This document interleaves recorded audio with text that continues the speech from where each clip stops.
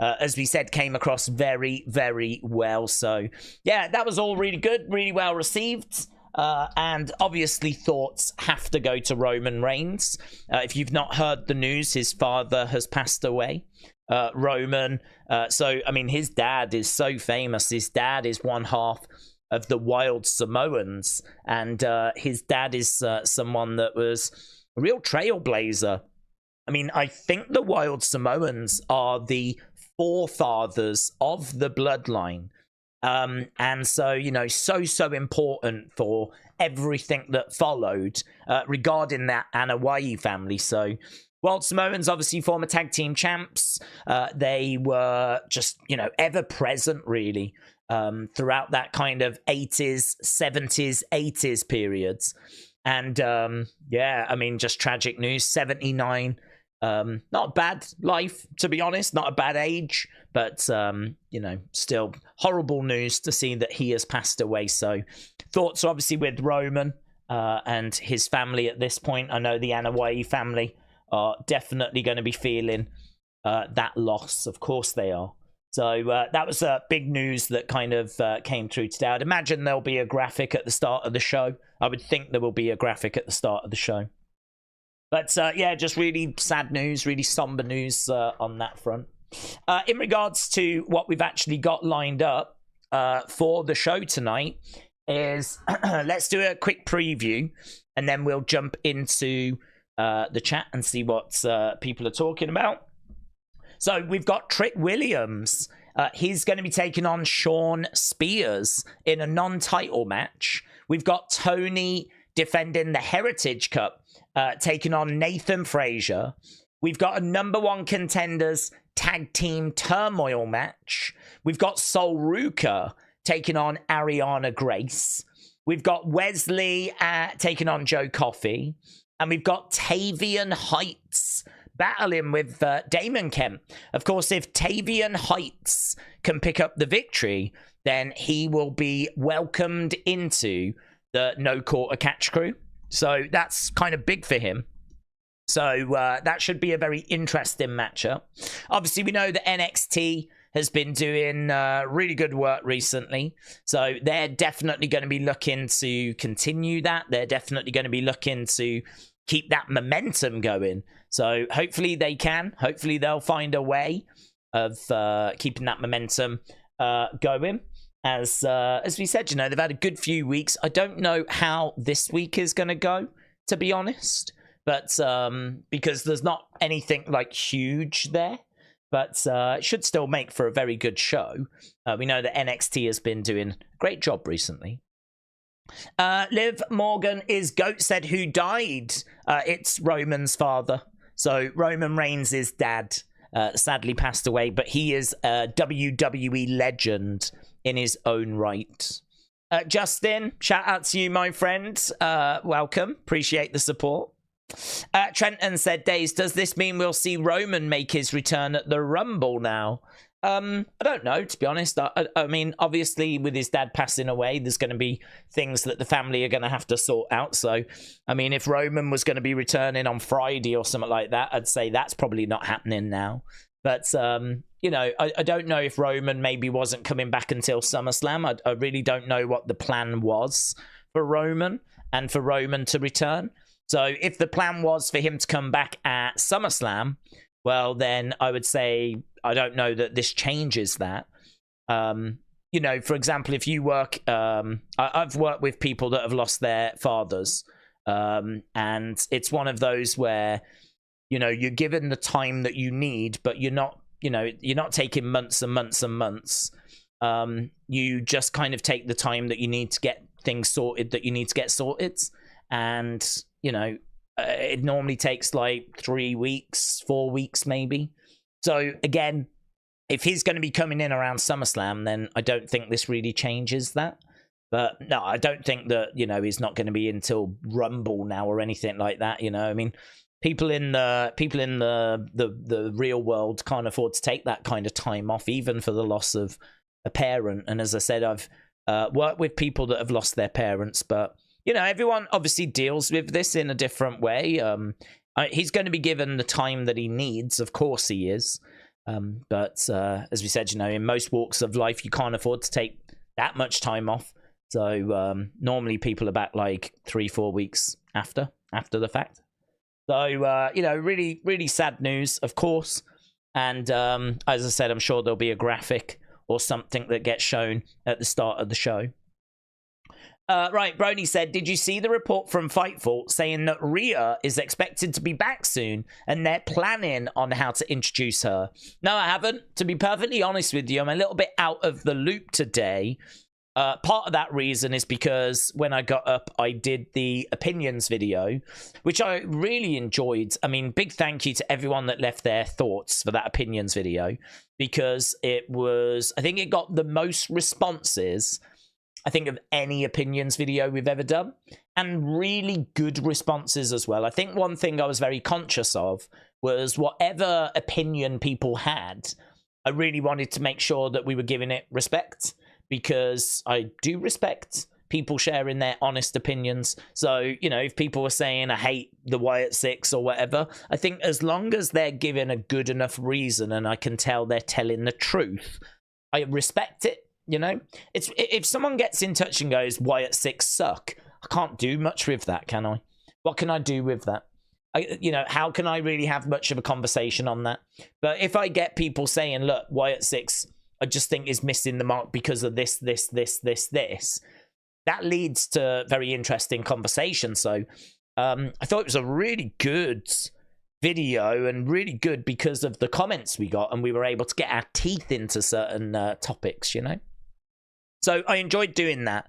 Then I had something to eat, and England played tonight in the Euros.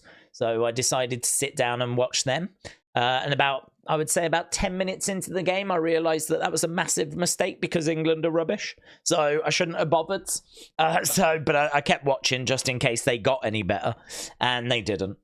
So that game ended 0-0, and it was rubbish. But England got through, so they're through to the next round. But still rubbish. And then obviously I just got set up for the Wrestling Escape Pod, and here I am. So I'm a little bit out of loop when it comes to like little bits of news. Obviously I've seen the big stuff. I know that WWE Raw ratings were good. They're about 1.8, which is the biggest number I think since WrestleMania. So that's good.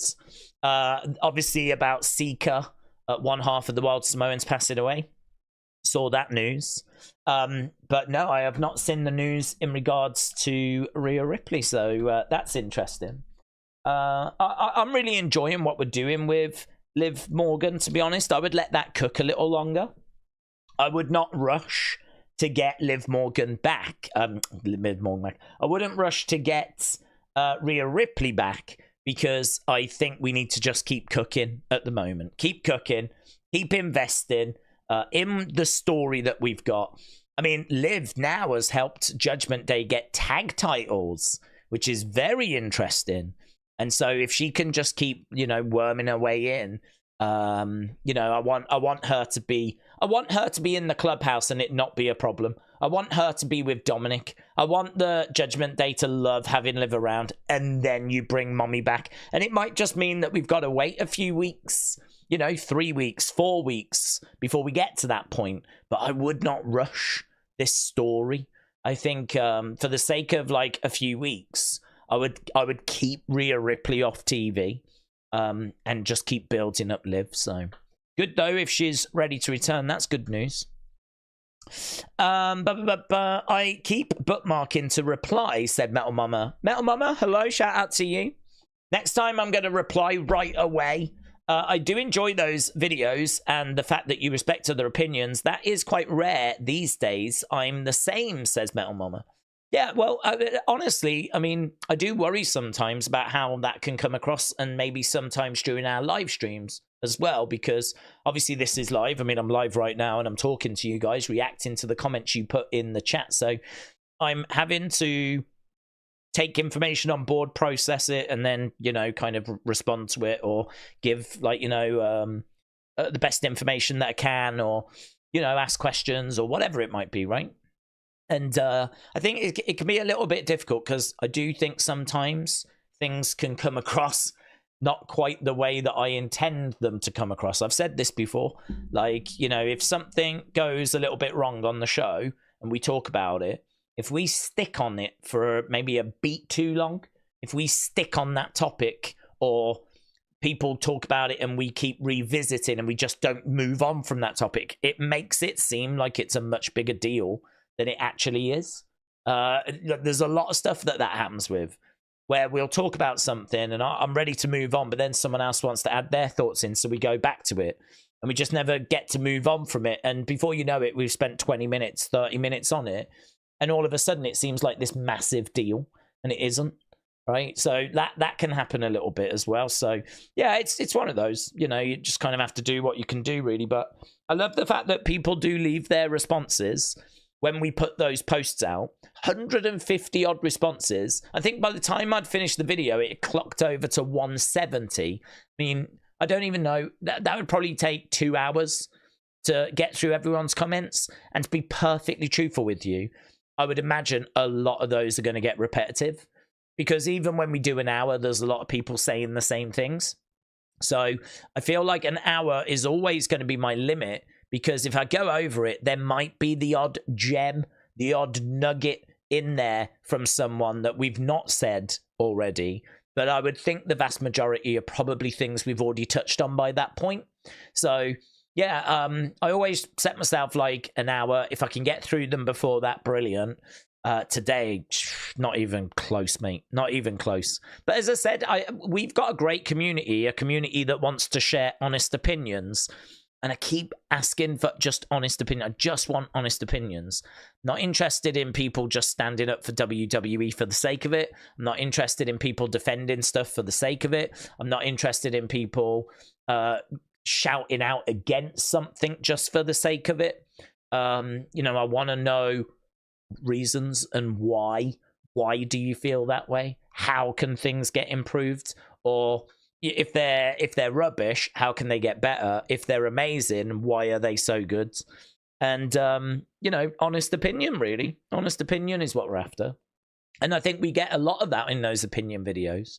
And I think if you treat them like phone-ins, so I really would love, I mean, one day I would love for it to be a case where, you know, people are sending in like audio messages, and I could queue them up and just play the audio messages. The only thing with that is, obviously, people are going to speak at different speeds. People are going to have different accents. I don't know that it's going to come across clear. Queuing up 100 odd audio messages would take ages. So, I mean, I don't know quite how we get to something like that, but I'm sure that eventually we can make it a bit more engaging than just me reading text. But hopefully it comes across a bit like a radio call-in where people are sharing their thoughts. But I suppose you just don't get that back and forth, really, which is a bit of a shame. But if we had that back and forth, I'd get to less comments, wouldn't I? I've already got people asking, can I make the videos longer so that I can get to their comments? And it's like, I think cutting it off at an hour is probably the right thing to do. So yeah, you know, but we'll keep looking at it over on that at the channel, and hopefully people keep enjoying those. And I think we can get our teeth into a lot of different topics. Like, I'm really interested to do one based on who should win Money in the Bank, the men's Money in the Bank. So who should win it? Why should they win it? So that way people can say, I want this person to win it, and I want them to win it because it's going to set this up. We could do one of them for the men's. We could do one of them for the women's.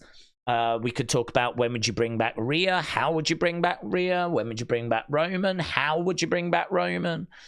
I sort of feel like there's topics for us to get our teeth into. So I'm interested in doing more. So there'll be plenty of opportunity if you've not took part in any of those. To take part in one, you literally just go to my Twitter account, and on there you'll see like feedback required in one of my posts, and you just leave a comment, and that's it. I just try and read as many as I can in an hour, and that's it. Care said, hello everyone. What do we think about this? Considering what Alexa did to The Fiend at WrestleMania, causing him to lose the match, I fully anticipate her to be revealed as an orchestrator of sorts. She could be. I mean, I feel like we've been on a journey. So she did that, which kind of positioned her as a bit of an enemy, really, an outsider. She sort of turned her back on Bray. When Bray came back, it seemed like Uncle Howdy was trying to win her over again, trying to win her back again.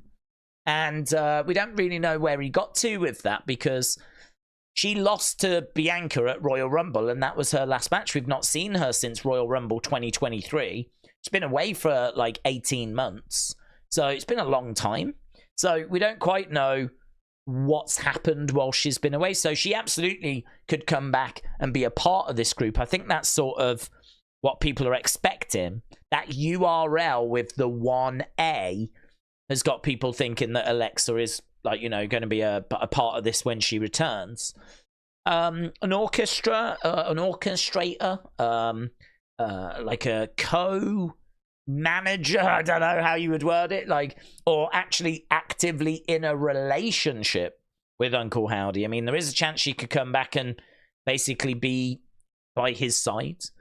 She could be like his woman. They could be the Mr. and Mrs. Darkness, couldn't they? So I don't know quite terminology-wise how you would word it, but I think people are looking at Alexa as being someone that's going to be in a position of power in that group when she comes in. But yeah, I think there's a, you know, it's been a very interesting history that she's had with Bray and this whole story. And I think undoubtedly she's going to be connected, obviously, when she comes in. So we're expecting that to be around sort of SummerSlam time.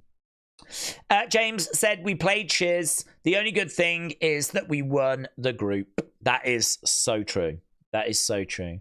And also the fact that we were able to get onto the other side from France and Portugal and Spain and Germany. All of those teams have gone to that side of the draw, right? England are over on this side of the draw. I mean, we've still got Italy and Netherlands and Austria. You know, they're still tricky teams, but they're not France. They're not France. I mean, really, if you can't beat Netherlands, you can't beat Austria, you don't deserve to even be playing the likes of France. So, you know, England are very fortunate. They're on a more favourable side of the draw. Next game for England is on Sunday. And they're going to need to massively, massively improve. They're going to need to massively improve. So, yeah, that sucked. It sucked. Not JPEG said, before I forget, RIP, Seeker of the Wild Samoans. LD said, do we think that the deal between Seth and Damien could be a way to turn him face and away from the Judgment Day?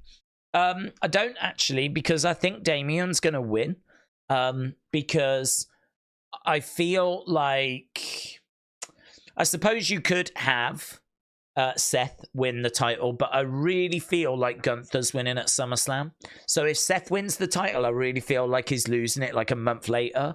And I don't know that that's the kind of thing that Triple H wants to book.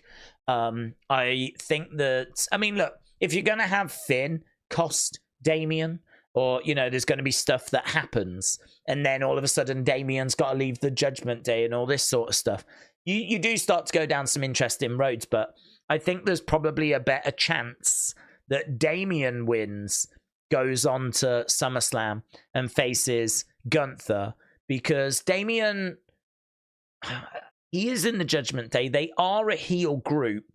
He is sort of a heel at the moment, but he doesn't like cheating in his matches.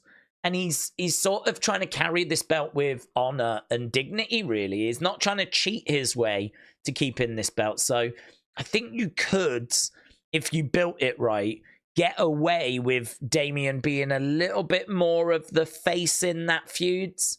If you do Damien versus Gunther.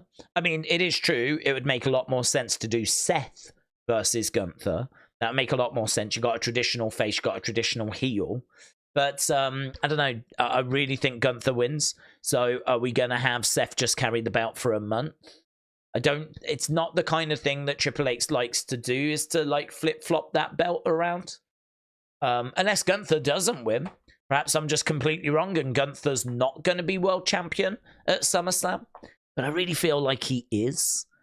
So I feel like going from Seth to Damien to Gunther is a lot well, it's not actually, is it? It was Seth to Drew to Damien to Gunther. That's a lot cleaner than having like a little Seth reign in there. So I think the stipulation's very interesting, but at the moment, I'm going to need to see a bit more to be convinced that Damien is going to be losing to Seth. At the moment, I've actually got Damien winning. But the stipulation is excellent because it really does make you think, and it really does make you look at it and go, is he going to lose? Is he going to lose? Are they going to make him lose? I don't know. I genuinely don't know in regards to how confident I am. I mean, at the moment, I'm probably like 60-40 Damien wins. About 60-40. But it's not, do you know what I mean? It could be Seth. It's only because I don't think Triple H is going to want that little title run that's kind of stopping me from going that way. Metal Mama said that would be great with the Discords, but you would have to review them, the voice part. And I'm sure there is a program that could do that. We could do 1-800 Wrestling Daze, a hotline. Yeah, I would have to review them because you lot have all got potty mouth. So that would need to be reviewed. And the thing as well is that you know that people are from outside of the community would look to exploit it, right? So, I mean, within the community, you know, you can have a bit of confidence that people are going to be talking about the topic. But as time goes by, you're going to get people that are going to try and hijack it. You're going to get people that are going to jump in and, you know, put any kind of comment in there. So, yeah, there would have to be some sort of review system in place. But that's where my head starts hurting. And I'm like, do you know what? I'll just read them. And I'll filter them as I go along for now. But I'm sure we can get somewhere eventually. Brony said, Daze, I like how they're making Bo Dallas and Uncle Howdy different characters, just like Bray and the Fiends. It makes people want to see Bo succeed even more because of Bray's passing and him being himself. I agree. I think this was the right way to go. I think that was the promo to do. I think they had great success when Bray came back and he opened up. I think that was actually very well received. And it's funny, but because before Raw, we said about Jim Cornette, and we said, look, we're not trying to please Jim Cornette. Like, if he's a lost cause, he's a lost cause. Fine, not bothered. But he's not alone, right? You'd be foolish to think that Jim Cornette doesn't like the Wyatt Six and he's the only one, right? There's going to be people out there that think along the same lines. So if we can try and win some of them people back over, bring some of them people back on board, well, I think we would all like to do that because we all want as many people to be enjoying this as possible, right? We all want as many people on board as possible. We don't want people to be hating on this and whatever. And certainly not hating on it if it just needs a bit of explaining, you know? If it's just that they don't quite get some stuff. I mean, I know wrestling fans, one thing they love is they love talking about wrestling and sharing knowledge. They love it, right? We all love it. We all, like, you know, honestly, if I'm in a pub and someone wants to talk to me about wrestling, I mean, mate, you better have your next week free because off we go. Do you know what I mean? The conversations we're about to have. I mean, we just love talking about it. It's something that we're passionate about. We spend so much time invested in it that we just love talking about it. So if there's someone out there that just doesn't quite get this and hasn't been following the QR codes and we can bring them up to speed and we can help them, we're willing to do that. We will definitely do that. I know we will do that. And if it's just something as simple as that, like you just go, that's an easy fix, man. That's an easy fix.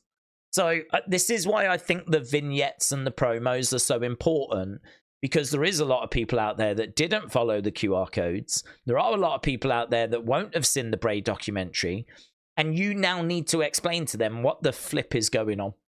What the hell is going on? How do you present that in as interesting and as captivating a way as possible, and something that's going to really hit home?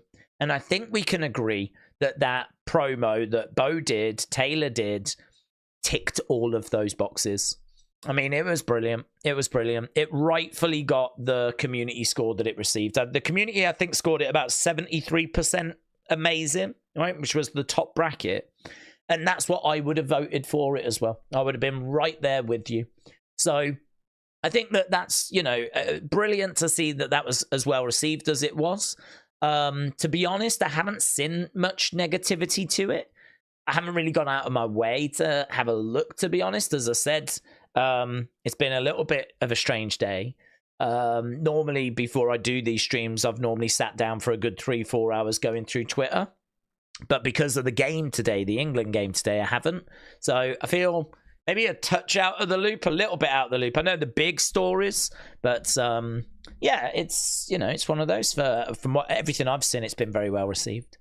So I think you're absolutely right. I think you're absolutely right. I think that this will make people want to see Bo succeed. And I think that you're bringing them along on the journey with him. And you're hearing him answer some very difficult questions. Like, you know, how did it feel when your brother died? Do you think you're exploiting his legacy? I mean, these are the questions that I don't want to say we want answers to. I don't need really to hear how it felt when his brother died, right? But these are the kind of questions that you want to hear in an interview when someone's being interviewed. One of the biggest frustrating things we hear after a WWE show in those press conferences is when they're like, oh, Bailey, you just won the Royal Rumble. Are you pleased? And you sit there and you go, I'm just wasting my time. I do not need to hear Bailey answer a question about if she's happy that she's just won the Royal Rumble, right? Because I could find literally anyone, that people that don't even watch wrestling, and I'm pretty sure they could give me the answer to that question.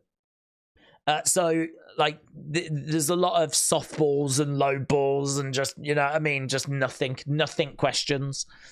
So to hear him tackling and answering them kinds of questions just made it even more captivating. Just made it even more interesting, because these are the questions that, you know, are going to give you the most insightful answers. And it was all of it, wasn't it? It was insightful, it was personal, it was touching, and it was all wrapped together in like a 4-minute video. I mean, excellent, brilliant. And I can't wait to see what the next one's. I think we're all really excited for the Rowan one. I think the Rowan one's going to be amazing.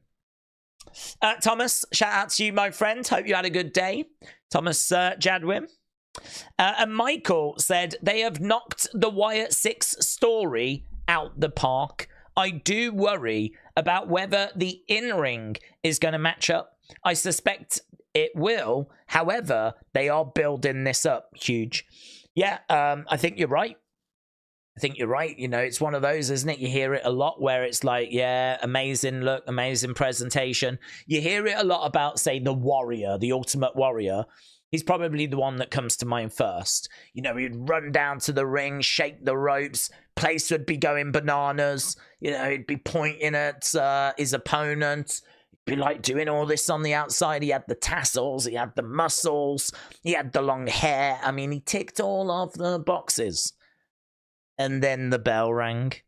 And what could the guy do? He couldn't do anything. As a kid, you never noticed. I never noticed that he couldn't wrestle. I mean, he was just a wild man, and he was just energy, and he was excitement, and it covered everything. You know, it didn't matter that he wasn't like selling and like, you know, putting on these classics, because his excitement made his matches classics. His matches to me were like some of my favorite matches. Like, if the Warrior was on the show, you knew what you were going to get. It was going to be short. It was going to be explosive. It was going to be, oh my God, I can't wait to see what's going to happen. Like, you know, even though it was pretty much the same thing all the time, him running down, shoulder tackle, splash, you know, cover 1, 2, 3. Sometimes didn't even get to take his jacket off because it was all that quick. But, you know, you'd hear that a lot of like, well, then the bell would ring and that's what would let them down. So it's like an old saying, really. So, yeah, I think you're right to say, like, you know, are we going to fall for that here? Is that going to be what's going to happen, where we've got all this amazing presentation, amazing masks, all that kind of stuff, and then the bell's going to ring? The only thing I will say is that I think I think Bo Dallas has always been pretty strong in the ring, actually. He's a former NXT champion, and he's someone that's not lost in a wrestling ring. It's just he never really got much chance to show because he was in the B team and he was Bo Leave and all that kind of stuff. So I sort of feel like he has got something he can show us. He's got something more about him than I think people are expecting. I think that he knows how to put together a good match. He might be a bit rusty. It's been a hell of a long time. And even when he was wrestling, he wasn't being asked to have singles matches and put on bangers, right? So a lot of pressure. And I think you're right to ask that question. But I would imagine they're doing a lot of work behind the scenes to make sure that the answer to that is a positive answer. I would imagine when they do put him in the ring with someone, they're going to put him in the ring with someone that can more than carry their weight of the conversation, yeah? I mean, ideally, you'd want to put him in there with someone like AJ Styles, who, you know, is going to he's going to carry the match, really. So, yeah, I kind of feel like Howdy should be okay. Dexter Lumis has been wrestling recently. Dexter Lumis has always been all right. He's not someone that puts on like classics, but he's someone that can hold up his end of the bargain. That's fine. Rowan, I'd imagine they'll probably use him in a tag team. So you can always cover stuff with that. Gacy's okay. Maybe you put him in the tag team. Perhaps you put Gacy and Rowan in a team. You have Lumis go after the mid-cards. You have Howdy go after the world title eventually. We know that Nikki Cross knows her way around a ring. I mean, she's absolutely fine. She's probably the person that's had the most in-ring experience recently. She's certainly wrestled more matches than Lumis. She has wrestled more than Gacy and at a higher level because Gacy never made it to the main roster. Bo Dallas hasn't wrestled in a long time. Eric Rowan hasn't wrestled in a long time. So of all the people I think we have to have the least amount of concern about, it would be Nikki. Then after that, I would say maybe Dexter. Then after that, I would say maybe Bo.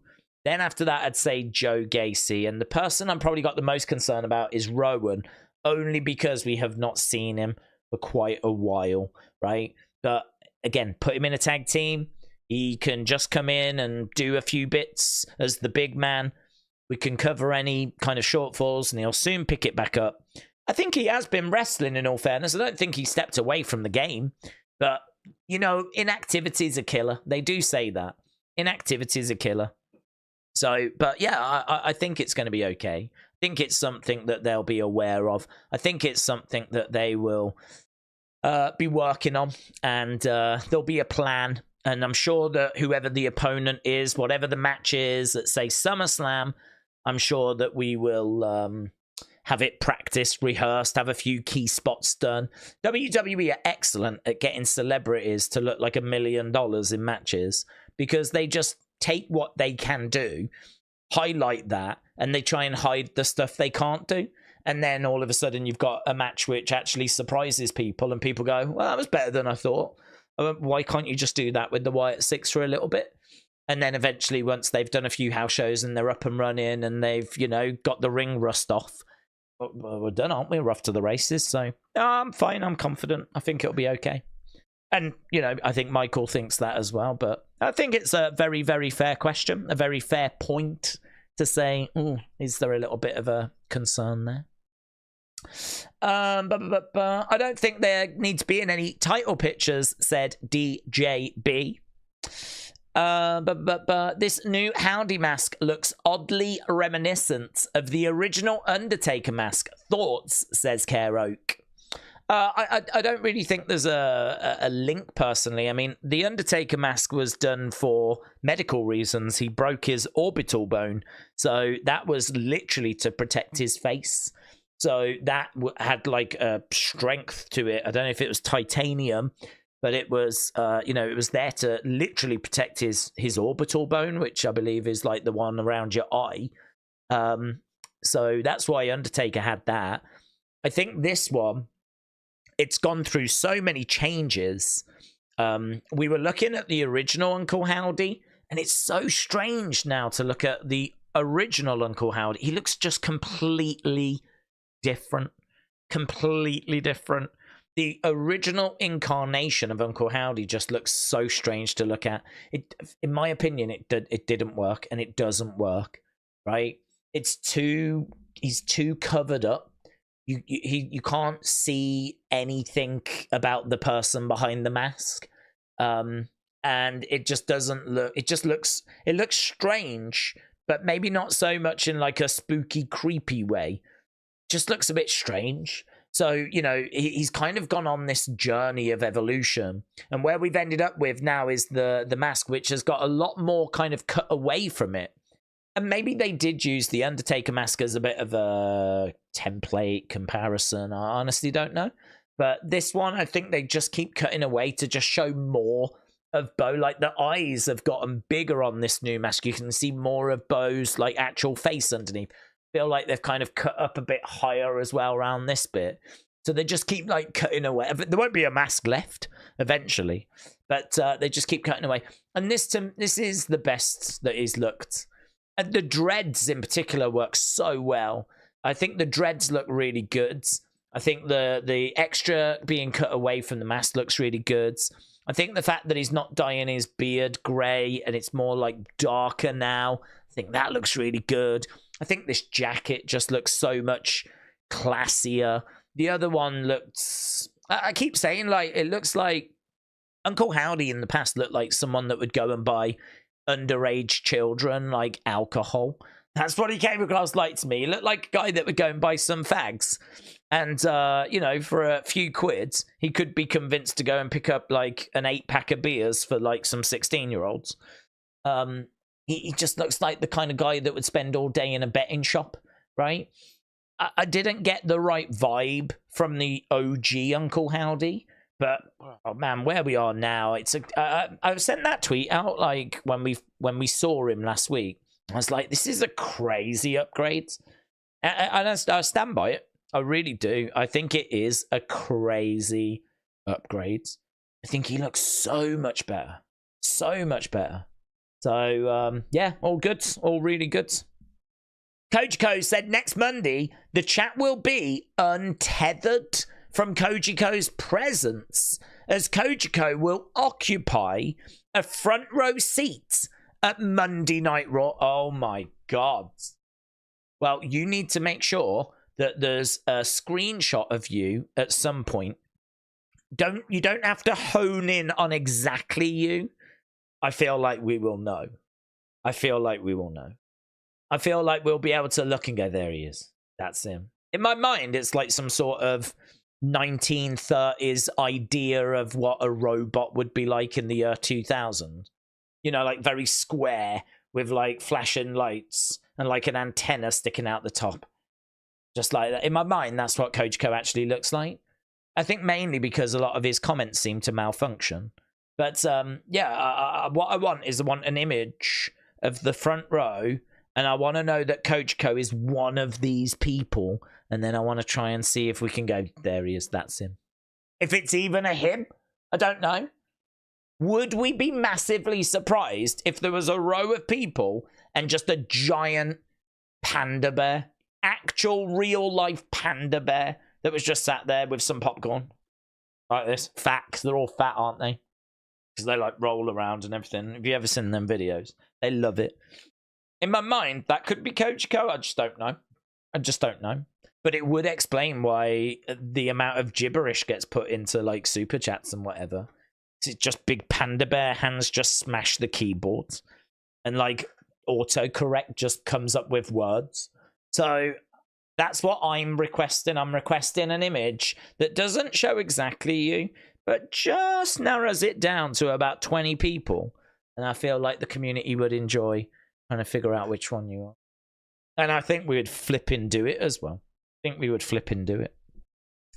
Karl and Dawn, shout out to you, my friends, said, why do you think they keep Strowman away when Wyatt Six is around?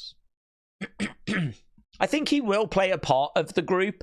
I just don't know that it's a focus at this point, because I feel like the group have been very clear as to why they've come in, and they haven't come in for Strowman. Strowman's not on their radar at this point, and to be honest, I think that's right. I think that's right. And the reason why I think that's right is because why put all your eggs in that basket now? You know, the group have just arrived. So right now is very intriguing, very interesting. We're learning about them. And then we need to find out who they're going to target. And then we're going to start the first match and the first feud. And then, like, you know, off we go, really, right? Well, at some point down the road, we're going to need a new story, another story, right? We're going to need something else to get our teeth into. Why not have in your back pocket the story of they cross paths with Braun Strowman and everything that Braun Strowman meant, the black sheep and, you know, the matches he had with Bray and the relationship he had with Sister Abigail. I mean, I believe he was Sister Abigail's black sheep. He was a gift from Sister Abigail. So, you know, think of the backstory. Think of all the stuff that we can dig into.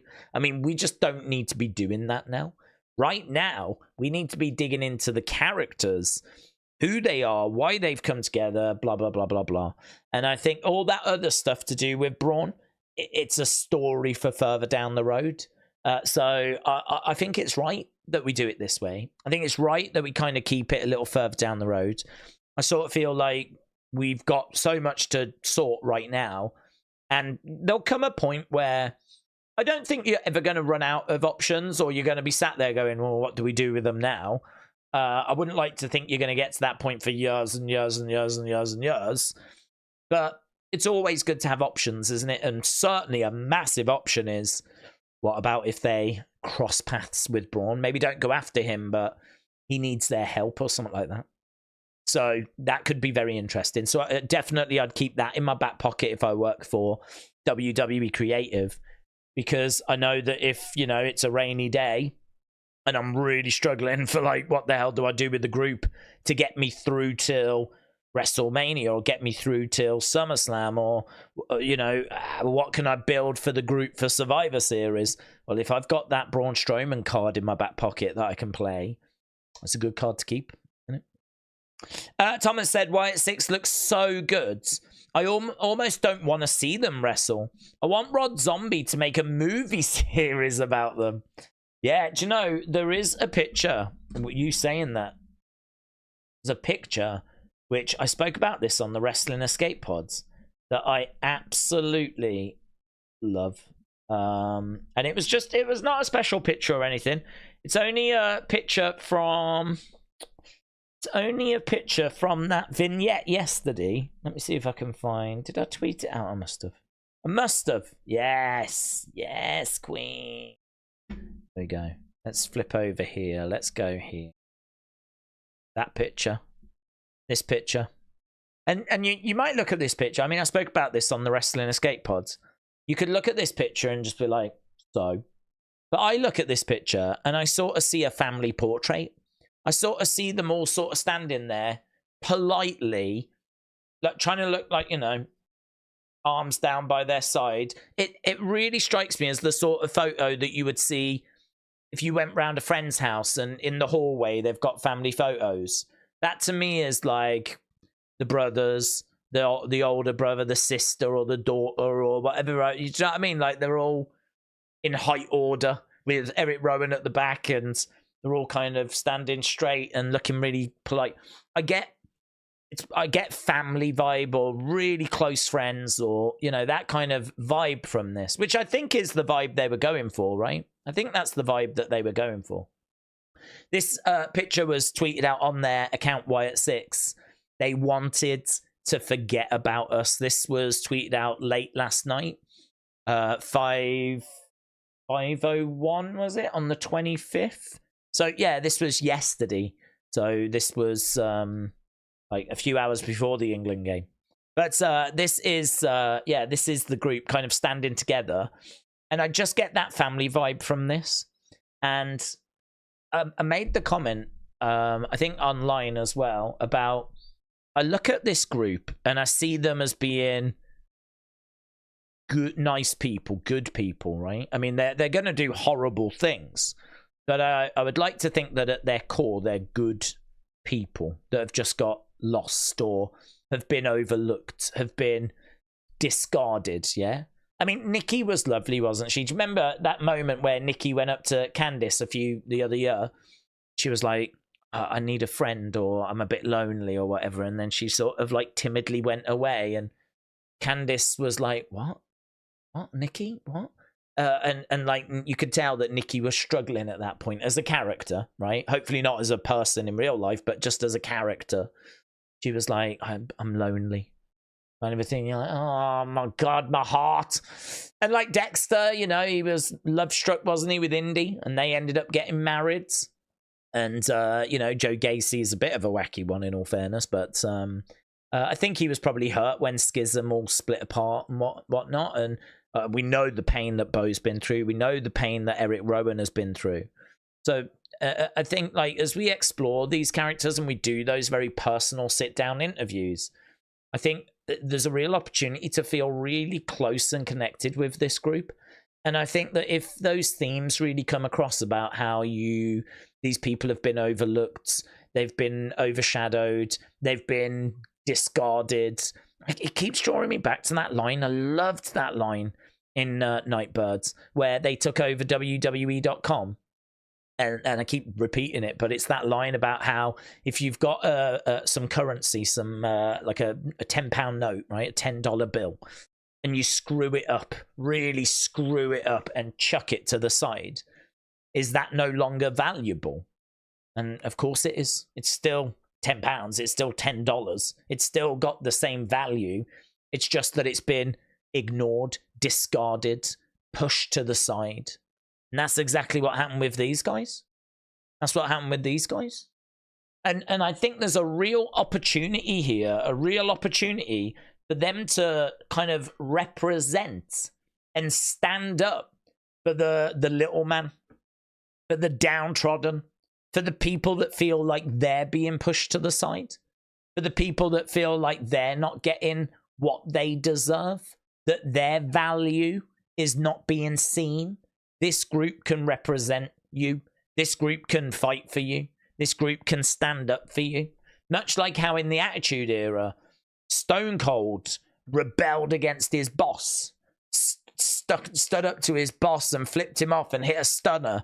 And like everyone would go to work and be like, oh, I wish I could do that. But you can't do that in the real world, right? Because you get fired. But you can watch Stone Cold stand up to his boss. And that resonated with people. That anti-authoritarian approach, that kind of standing up to the establishment, it resonated. And that was, you know, a reason as to why it was as successful as what it was. I'm certainly not saying, and don't get my words twisted, that these guys can be as big as Stone Cold Steve Austin, right? I'm not saying that. But what I am saying is that this is a group that has got real potential to represent some people that maybe are struggling to find someone that represents them. You know, the underdog, the discarded, the shunned, the people that have got value, but that value is not being realized. That's what this group is. That's what this group have been through.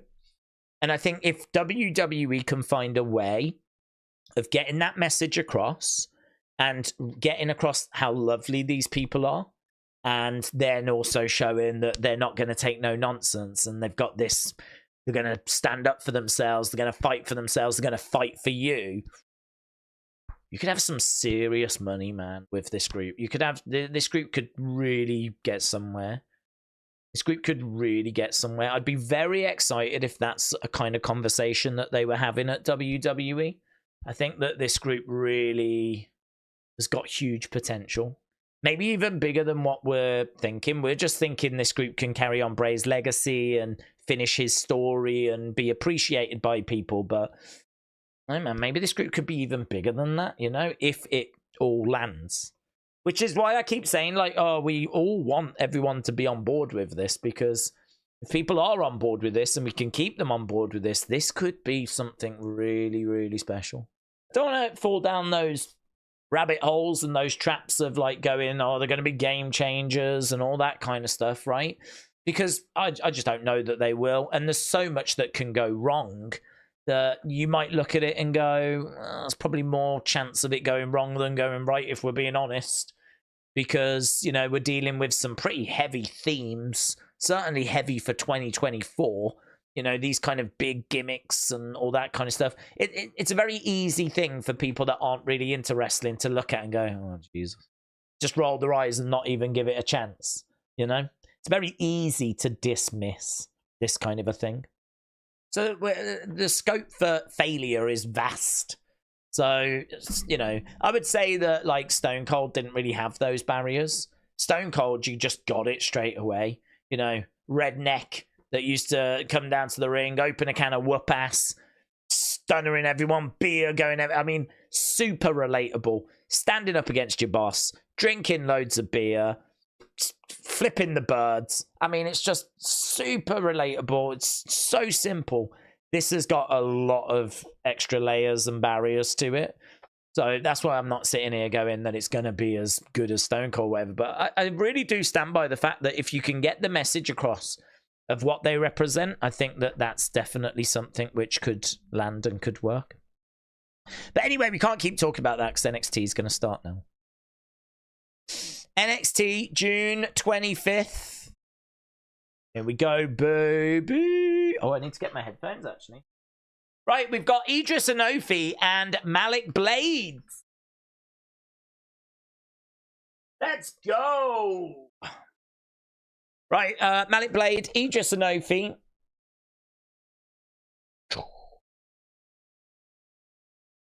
Yeah. Right, let's go start record. Let's go start record. New Catch Republic. Okay, so New Catch Republic are coming out. So what is going on? So we've got New Catch Republic, Enofe and Blades. Is this tag turmoil thing? So I never actually looked to see what teams were in it. Sucks, doesn't it, really, that New Catch Republic are just sort of kicking around on NXT at the moment. New Catch versus Enofe and Blades. Right. We've got a couple more super chats to get to.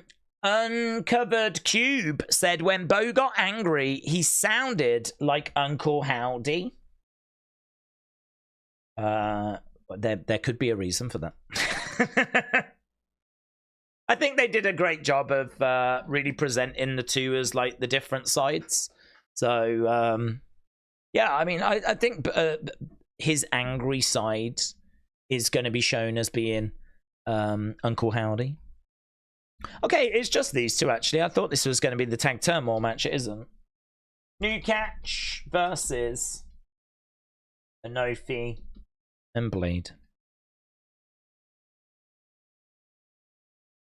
Oh, it might be actually. After saying that, it might be the tag turmoil match. So we're starting off, I think, with these two. So yeah, Uncovered Cube. I think you're right. I think that when he gets angry, he is going to be turning into that kind of Howdy character, or showing signs of that Howdy character. It's very similar to how Bray, when he would get angry, would get quite serious, you know, and he would stare at the camera and sort of go off to a place where you didn't quite know where he was going. And then sometimes in the funhouse, he would snap out of it again. And I think that's something we could definitely see with Bo. Edward said 25 months. Wow, love you, bud. How's the family? Family's all right, thank you. I was just talking on the Wrestling Escape pod about how I went out at the weekends, which is why there wasn't much on the channel. It's very rare for me to go out. I think actually it might even be the first time this year, other than going to America. Went out with my cousin to Birmingham to go and see like a band that he knows. Totally, he messed up the time, so we never saw them. But ended up going out and like didn't get back till like the early hours of like Sunday morning. Little bit worse for wear, but yeah, no, really good night. So I saw my extended family, if you will. So yeah, everyone's good. Hope your family is well, Edwards. Hope your hair's well. Edward's got new hair, blonde hair. Is basically Joe Hendry. He's also from Scotland, so you know what I mean. Oh, lovely work there by Pete Dunne and Tyler Bates. Bate going against the ropes. He's going through the ropes. Lovely work.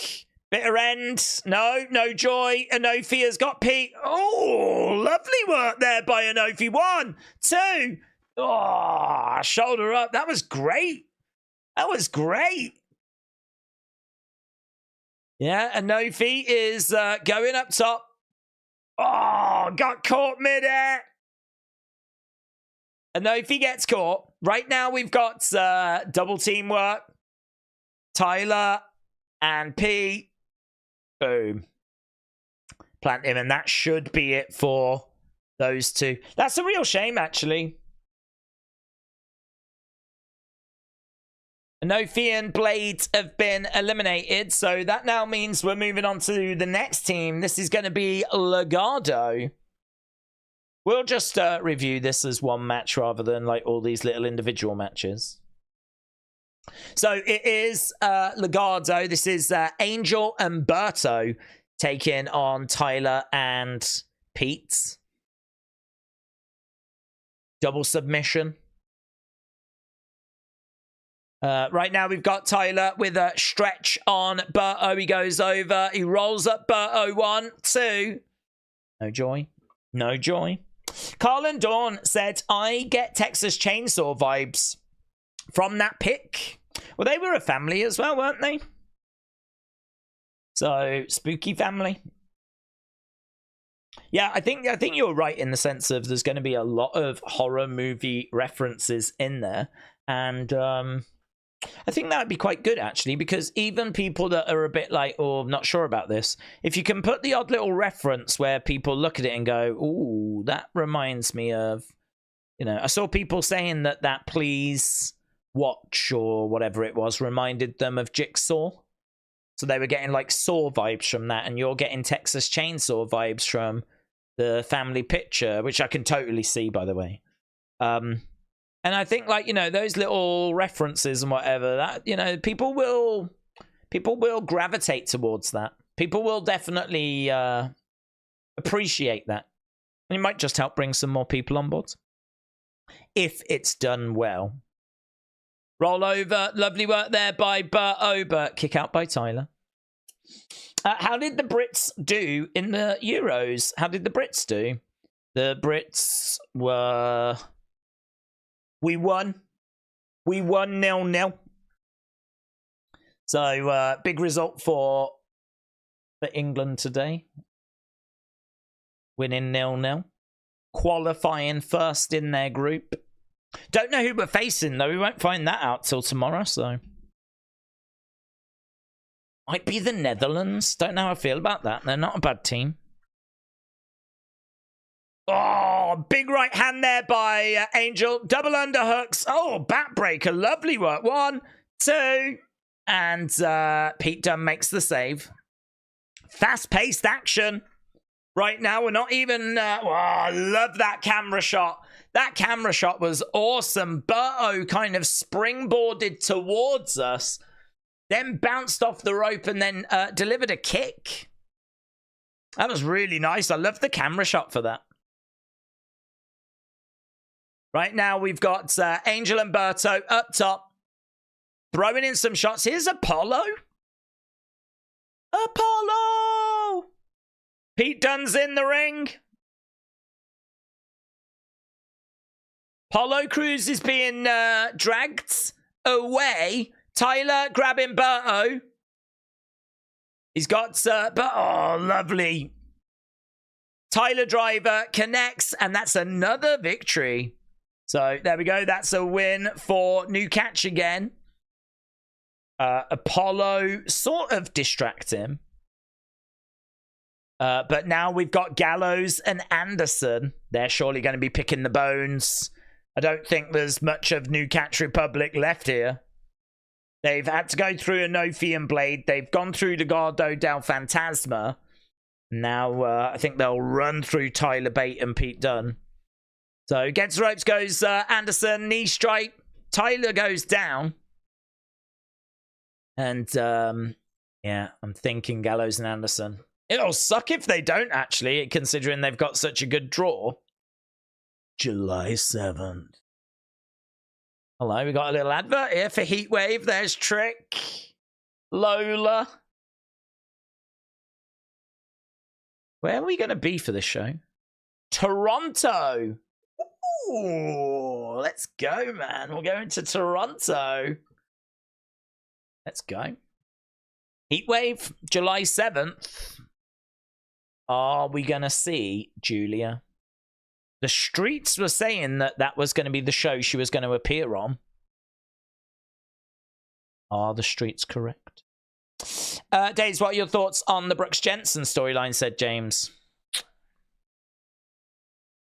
I think it's done an excellent job of getting people's attention. I do worry that it could start to offend because you're dealing with, you know, it's tricky in a way because, like, you're dealing with very strong themes like alcohol abuse and him going missing. And you've got his fiance talking about, like, if you see him, let me know, and all this kind of stuff. And it's, you know, it's doing a good job of blurring those lines, but to my knowledge, it's all just storyline. It's all just a work to my knowledge, right? Haven't heard any different to that. So, you know, I've seen people going, if this is a work, it's in bad taste. Because there's people that go missing all the time and, like, you know, you're asking for our help and you're asking us to retweet this for someone that's missing that's not really missing. And I sort of see their point on that. I sort of see their point when you blur the lines. You know, you run the risk of people getting really genuinely worried about him. And, like, I don't know, man. It's a really interesting one, isn't it? It's a really interesting one because on the one hand, you can say, oh, you shouldn't be so sensitive. It's only entertainment. No, you know, there's no harm done. But then on the other side, you can go, it's not really cool to have people really worrying for him if he's just fine and is at home, and WWE know that. So it's a real tricky one. It's an excellent one because of it's an excellent one for a conversation because we're dealing with themes of kayfabe, and we're dealing with, like, blurring of the lines. And we're dealing with things like alcohol abuse and missing people. And there's obviously, you know, people that know people that have gone missing. And there's people that know that people that have struggled with alcohol abuse. And everyone, I think, is going to come to from this from a different perspective, you know. Going to be people going, nah, you should never mess with those things. Or you're going to have people going, no, it's fine. You know, wrestling's a reflection of the real world. And we have to reflect what goes on in the real world. It's a tricky one. It's a real tricky one. I would say, me personally, we're okay, but I think we have to tread real careful. Real careful. Maybe the video message from his missus was maybe a little bit too far, where she's, like, getting upset saying that I just want to know that he's safe and everything. Because I saw loads of comments going, if this is a work, this is disgusting. This is way too far. You shouldn't be doing this. And I was reading that and I was like, oh, yeah, this is really interesting. I mean, it's not, for me, it's not a big deal in the sense of, like, no one's getting hurt. But it's like, I think people will feel really... It'll be a bad taste. That's the best way I can word it. I think it'll be a bad taste in people's mouths if it's all a work. And I believe it is a work. I believe it is a work. I hope it's a work. So, I can't really give you a satisfying answer on that one, to be honest, because I think, unfortunately, we're dealing with a lot of grey area, and I'm sort of analysing it myself as the story's unfolding. It hasn't gone too far for me, but I understand if it's gone too far for others. But it's a really interesting one. WWE is saddened to learn that Seeker, one half of the Simones, has passed away. Yeah, I saw. 2. Did they get him? Wow, they did. Oh, God, that's not great for Gallows and Anderson. Pete Dunne managed to roll up. Hello, Chase U. OTM came out and they were sort of gloating towards Gallows and Anderson. So it looks like OTM and Gallows and Anderson are on a collision course. But now we've got Chase U. Okay, so we've got Tyler Bate, we've got Pete Dunne, we've got Andre Chase, we've got Duke Hudson. The winning team heads to Toronto. Right now we've got Pete and Andre Chase throwing in forearms to each other. So Chase U in the ring. Against the ropes goes Pete. Coming up later, if Tavion Heights can win, he'll become a member of No Quarter Catch Crew. So let's change this over. Boom. Daze, what do we think about this idea? I believe that Howdy as Bo is what the Fiend was to Bray. He takes away the pain and the suffering and turns into power. And remember, fear is power. I can see chaos come in, says Cal. Yeah, I like Uncle Howdy being Bo's darker side. I think that's something that has kind of been floated for a long time.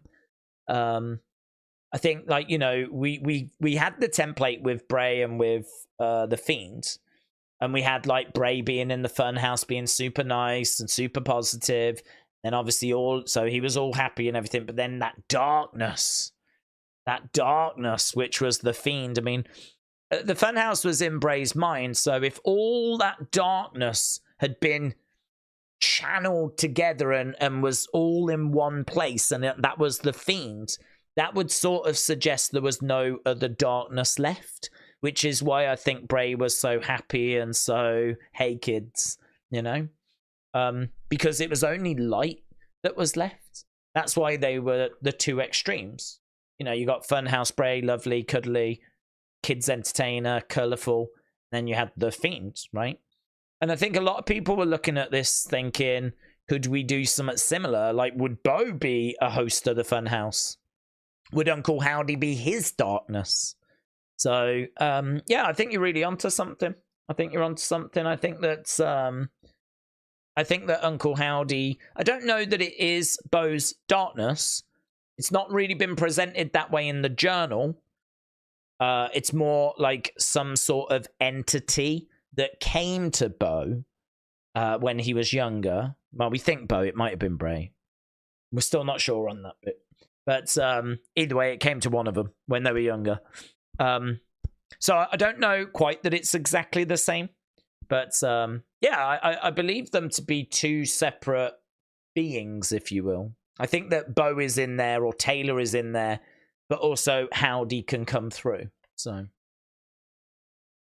But if you've not read that journal, wwe.com/archive_recovered, that is worth a read, because it seems to detail the origins of Howdy and kind of go through some of the key moments in the history of Bray's story and whatever. Right now, we've got Andre Chase going up, and he's looking to suplex Pete Dunne. So we're 20 minutes into this match. We've had New Catch Republic against Enofe and Blade. They won that. They took on Legado. They won that. They took on Gallows and Anderson. They won that. Now they're in there with Chase U. And right now, Duke Hudson is making the save. Hudson grabbing Pete to the outsides. Pete grabbing the fingers of Duke Hudson, looking to snap them, and he does. Duke Hudson goes down. Double underhooks there by Pete, but big back body drop. He lands on his feet there, Tyler. Over the top to the outside. Big by Andre Chase. We got Thea Hale on the outsides. Pete Dunne is looking to go up and over, and he lands on Ridge. Ridge moved Andre Chase out the way. He sort of took a bullet for him. Andre Chase going up top. He's perched. Big crossbody. 1, 2, 3. It's a win for Chase U. It's a win for Chase U. I mean, it's a bit of a shame in it. This is the downside. It's the downside of these kind of matches where a team can come in right at the end and pick up the win. And, you know, New Catch Republic worked so hard in that match. Thea Hale in like a black singlet. Looks great. I'm surprised it's not a red singlet, though. Just having a look at backstage. Women's locker room. Let's go. Is that Ren? Here's Roxanne.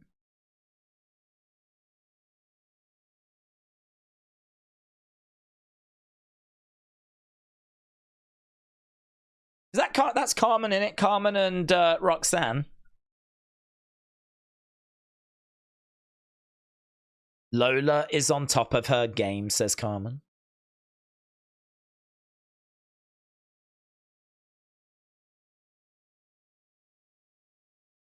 You are incapable of reaching my level.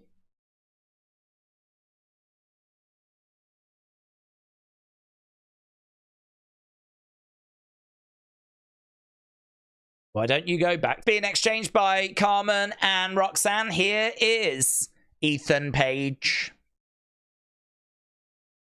Ethan Page is going to be making his way to the ring. Looks like he's going to be cutting a promo. Seeker.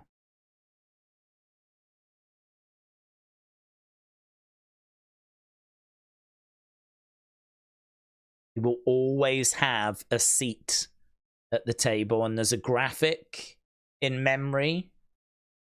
Liti Seeker and Hawaii, 1945 to 2024. That was nice. That wasn't just a graphic at the start, you know. That was nice. They actually cut away during the show there. So deserved. I mean, a forefather of the Anoa'i family. Right, let's get a poll up, shall we? See what everyone thought about that last match. Match scores for the tag turmoil, the whole thing. What did you think about the whole thing? Got a little advert for this week in WWE. Ba-bum, ba-bum. NXT, there is nothing new gen about it. NXT is for established SmackDown talent. Ba-bum, ba-bum. I'm not joking. The line of scrimmage is as close as one can get to an ancient battle. It's a legit war with a lineman, said William. William, hope you're well. Daze, I'm happy that Chase U won, said Paul. But where was Gallus? Oh, that's a good point. Where were Gallus? That's a great point. I think Gallus have been doing some great work recently. El Shawn said, I just saw the news. Condolences to the Anoa'i family at the passing of Seeker.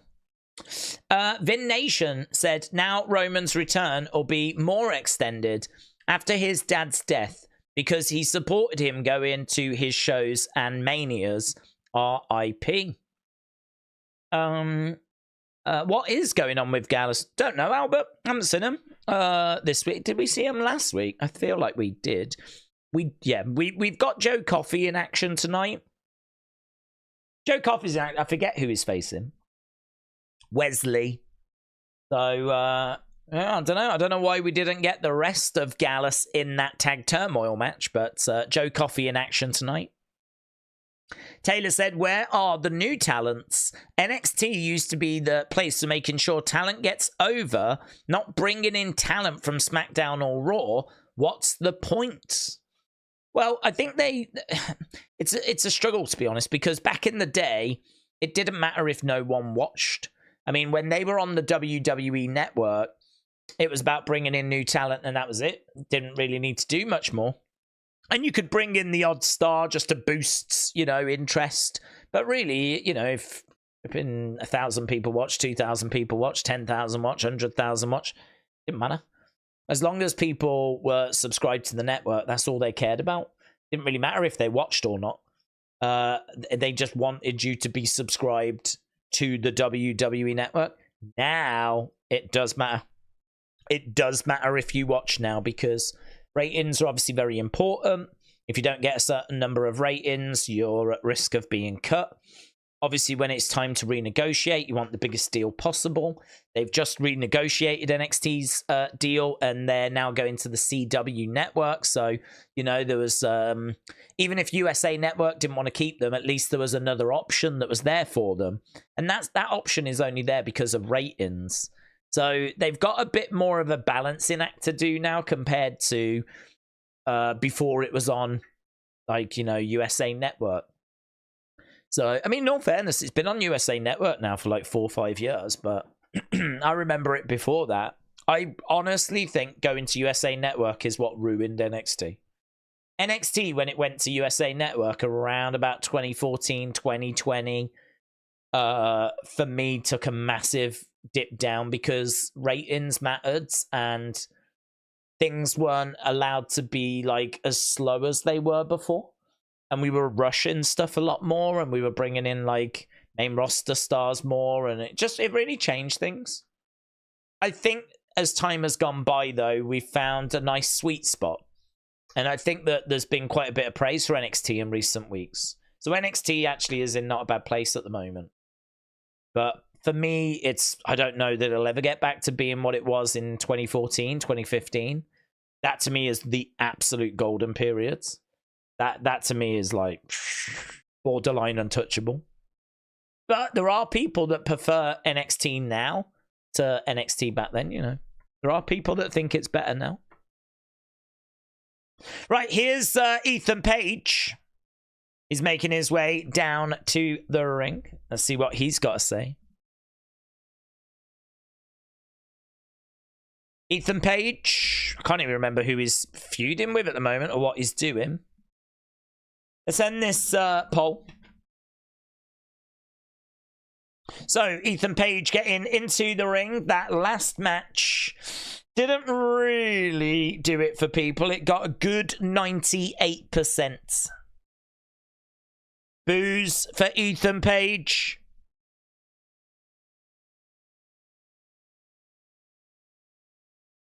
Heatwave is a week from Sunday, and it is absolutely heating up.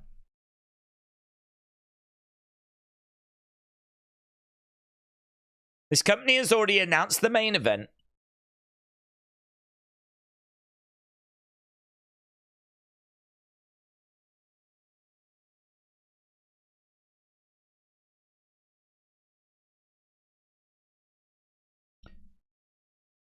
We want Trick is the chant. Ethan Page is in the ring. Crowd are chanting, we want Trick. Yeah.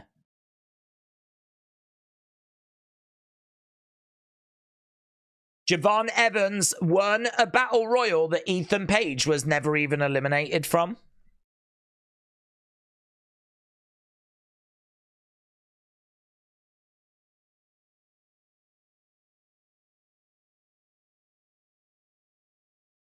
If you ask all ego.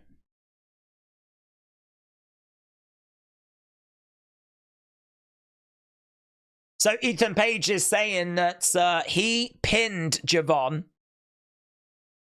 He should be the one that faces Trick. Last week, do you remember it ended with like Shawn Spears, Trick Williams, Ethan Page, Javon? They were all down in the ring. It feels like we might be building towards like a fatal four-way. Okay, here's Ava. Hey, Ava.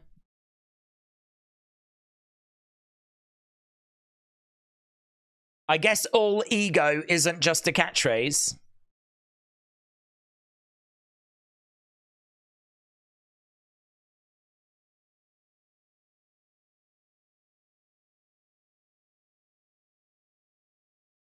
Surprised she's there, actually.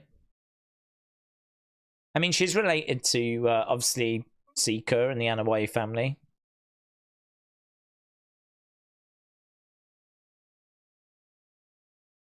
So Ethan said, I need you to change the main event of Heatwave real quick. She's really good at talking in the set, like very confident now. Holds her own. You do have a point. You did pin Javon. Okay, and as she says that, music hits. Here comes Shawn Spears.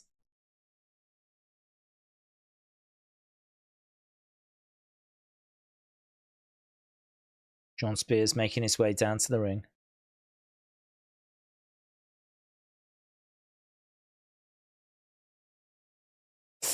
Daze, I agree with NXT moving to USA point. Only reason why Adam Cole stayed in NXT so long was they needed the ratings. He could have been called to the main roster, says Santino. Such a missed opportunity. I mean, I know that, I don't think he's been setting the world on fire in AEW, but apparently Vince met with Adam Cole and really wanted him to stay. And he was so over, wasn't he? You know, that whole Undisputed era time was so good. I think you can look at like 2014, 2015, 2016, 2017. Getting into 2018 as being like such a great time. If you've never gone back and watched that time for NXT, oh God, so good. I'm going to pin Trick Williams, said Shawn Spears. Yeah, man. Yeah, man. Whoop that chick. Whoop that chick. Oh, look at him just casually coming walking out. Oh, come on. This crowd wanted to go. This crowd wanted to pop big then. Then he just gave us a little entrance. This music's so good in it. So good.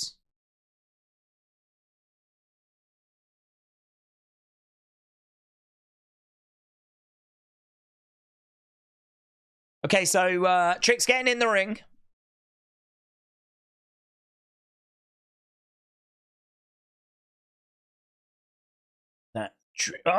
Boom! Shot there by Shawn Spears. Ethan Page and Shawn Spears kicking away at Trick Williams. Here's the young OG. Let's go, man. Look at that takedown. Javon Evans going after. Can you get Javon Evans merch? Why don't I have any?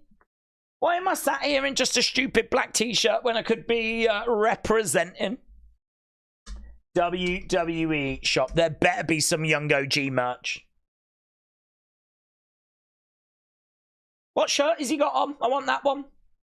Young OG Javon Evans. Have I looked before? Didn't match any products. Trick. Whoop that trick. Whoop that trick. I like it. Whoop that trick. Let's go, man. Young OG making the save. I don't think there is, you know.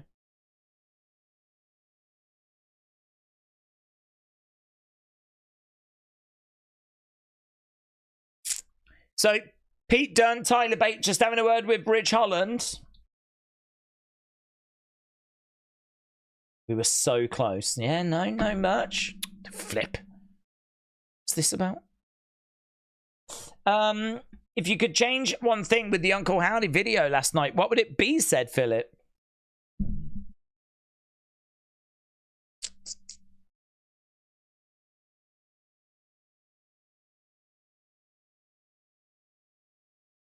An excellent question, though. We got Hank and Tank on screen.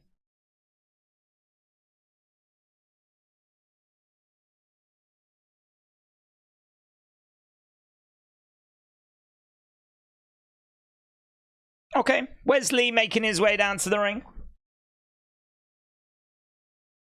He's taking on Joe Coffey.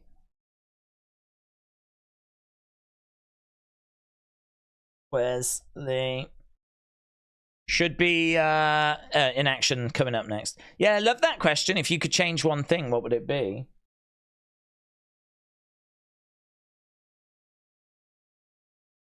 My honest answer to that, you know, my honest answer to that would probably be I would have made it longer. I think that we got a couple of questions asked and we got a couple of answers, but I think we could have done a touch more, just a touch more. I don't think it would have outstayed its welcome. I think it would have been fine. I think you could just done a little bit longer, but I wouldn't have changed the questions that were asked. I wouldn't have changed the location. I think doing it in the funhouse was an excellent little reveal at the end.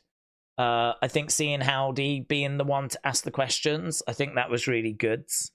You could have had the therapist be involved, which then would have explained why she got kidnapped. You know, maybe that would have been good if it was the therapist that was asking the questions. But then, you know, was it better that it was Uncle Howdy asking Taylor? And does that set up a nice kind of pattern, if you will, for the other masked people to ask their real selves? You know, is Abby the Witch going to ask Nikki Cross questions? Is Mercy going to be asking questions of Dexter Loomis? Is Rabbit going to be asking the question? I don't know if it's called Rambling Rabbit. I'm not sure. Rowan, basically. Is the Rabbit character going to be asking questions of Rowan? So would you have had the therapist involved? Might have explained why she got kidnapped in the first place, because we needed her probing questions, her expertise, to get the answers that we needed or wanted. Maybe I would have looked at that, but it's not a criticism. It's just a different thing we could have done. So, to be honest with you, the only thing I could think to change is I would have done a bit more. Which is pretty damn good, isn't it? I said, I mean, look, we did a poll after where we were like, did you think that vignette was amazing? Did you think it was great? Did you think it was good? Did you think it was bad? 74% said amazing, like the top option. And if I was sat there with that option, I would have chose that as well. I would have gone top option as well. It's one of those where you watch it and go, wow. That was good. But I think it's very interesting to go, how could you make it better? How could you make that video better? I suppose you could also have put in a few more interesting glitches. You know, maybe some of the imagery that was in there could have been a bit more cryptic, could have had a bit more juice, a bit more meat on the bone. Perhaps there could have been something that teased where we're going. Maybe there could have been something in there that teases our next target. You know, maybe we could have put some of that in there. So actually, that might be my answer. Maybe I would have made it another question longer. Maybe I would have put a bit more into the glitches that kind of cut in. But other than that, I mean, it was so good. I don't think there's much I would have changed, to be honest. Brony said, what did you enjoy more, WrestleMania 39 or 40? 40. Ryan said, maybe it was the therapist that was asking the questions, but Taylor was seeing Uncle Howdy. Maybe. The only reason why I'm not sure it's that is because of this report that they're trying to make this a bit more realistic. So, I mean, it could be that videotape is just edited. I mean, yeah, it could be the therapist that was sat there and they've just edited it to make it look like it's Howdy asking himself. If that is what they've done, I think it would be cool if at some point it sort of glitches and we just see her momentarily sat there with her, the notebook that we saw, with her like looking a bit nervous asking the questions. Imagine if it did that, just sort of glitched and like Howdy disappeared just momentarily, long enough so you could see that it was her that was really sat there. Be good, wouldn't it? That would be good. Do that. Rob, if you're watching, do that. I agree with the guys. That's good. I've asked around. We agree. That we want that now. Right, we've got Stevie Turner. Mr. Stone said he's been helping Ava.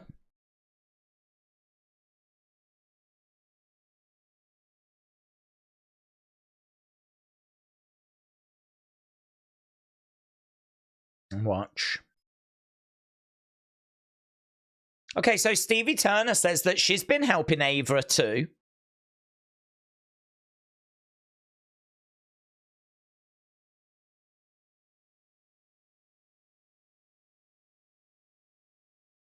So we just got a little Stevie Turner, Mr. Stone segment.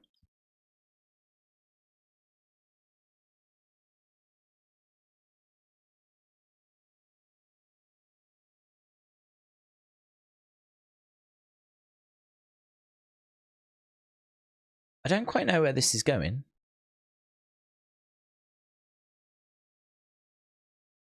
Okay, there's Gallows. So it looks like they're both trying to win over Ava. Maybe that could lead somewhere fun. Right, Joe Coffey made his way down. Gallows have come down with him as well. So Wes Lee against Joe Coffey is our next match. We're already 40 minutes into this show. We're already a third of the show done. So now we got Wes Lee against Joe Coffey. MJF sucks, says Edward. Since Adam Pearce was Alexa's therapist, what will they do to him? Since Adam Pearce was Alexa's therapist. Was he? I remember Alexa going to therapy sessions just before Elimination Chamber in 2022. That wasn't Adam Pearce. So I don't know who that was. I don't think we've seen that boomer again. Backbreaker by Joe Coffey. What woman has got the best promo, said Stephen. Well, we can throw that out to the community. What woman delivers the best promo? Nick said Roman is in mourning right now. If he comes back Friday, it'll just be to acknowledge his late father who has passed away. Are there rumors of Roman coming back on Friday then? I haven't seen that. Oh my God, brutal. Forearm strike there by Joe Coffey. Against the rope goes Wes Lee. Round the houses into a DDT. That's pretty sick, man. That was pretty sick. Joe Coffey down. Wes Lee down. Brandy Rhodes is the best promo, said Frankie. Who told you it was open magnet? Let's go. What about Marina Shafir? You don't know me. I love that promo. You don't know me. You know me. That promo lives rent-free in my head. There'll be so many people I haven't got a clue what the flip that is. Lovely stomp there by Wes Lee. I Am Your Father said, I wouldn't say that she is the best, but Jada Parker is a good promo. Yeah, I can vibe with that. Oh, lovely. Planted by Joe. 1, 2. Oh, kick out by Wes Lee. NXT Heatwave. It's not. I think it's not this weekend, is it? Weekend after? Not this Sunday. Sunday after. Good job. It's not this Sunday. Come on, England. They play on Sunday. Guys, I'm busy. I'm busy this Sunday, guys. I'll be watching England go out of the Euros. Joe Coffey coming over, grabbing Wes Lee. Climbing up. Looking for superplex. No joy at the moment. Shots coming into the midsection there by Wes. Wes goes over the top. Against the ropes. Oh, lovely. Whoa, mate, that was sick. 1, 2. Oh, and he wins. God damn, Wes Lee. That is impressive, man. I can do that after about 5 points. But look at this. Handstand against the ropes. Flips over into like a Pele kick. So good. I'm sure it's got like a special Wes Lee sort of a name. The cardiac kick. There we go. But, oh, hello. Who's coming out? Who's this? Is that Oba?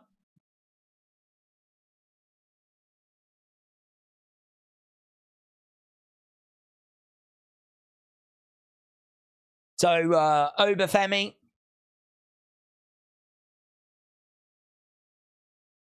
So, Wes Lee against Obafemi for the North American Championship. He looks so good, doesn't he? Look at that gold shirt. I'll see you at Heatwave.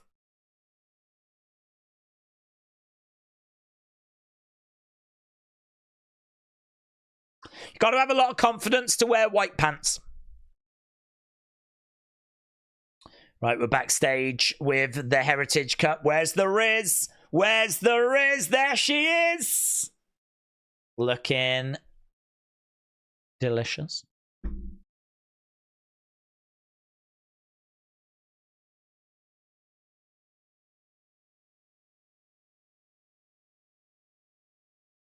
This guy is dangerously fast. I've got to slow him down, says Tony.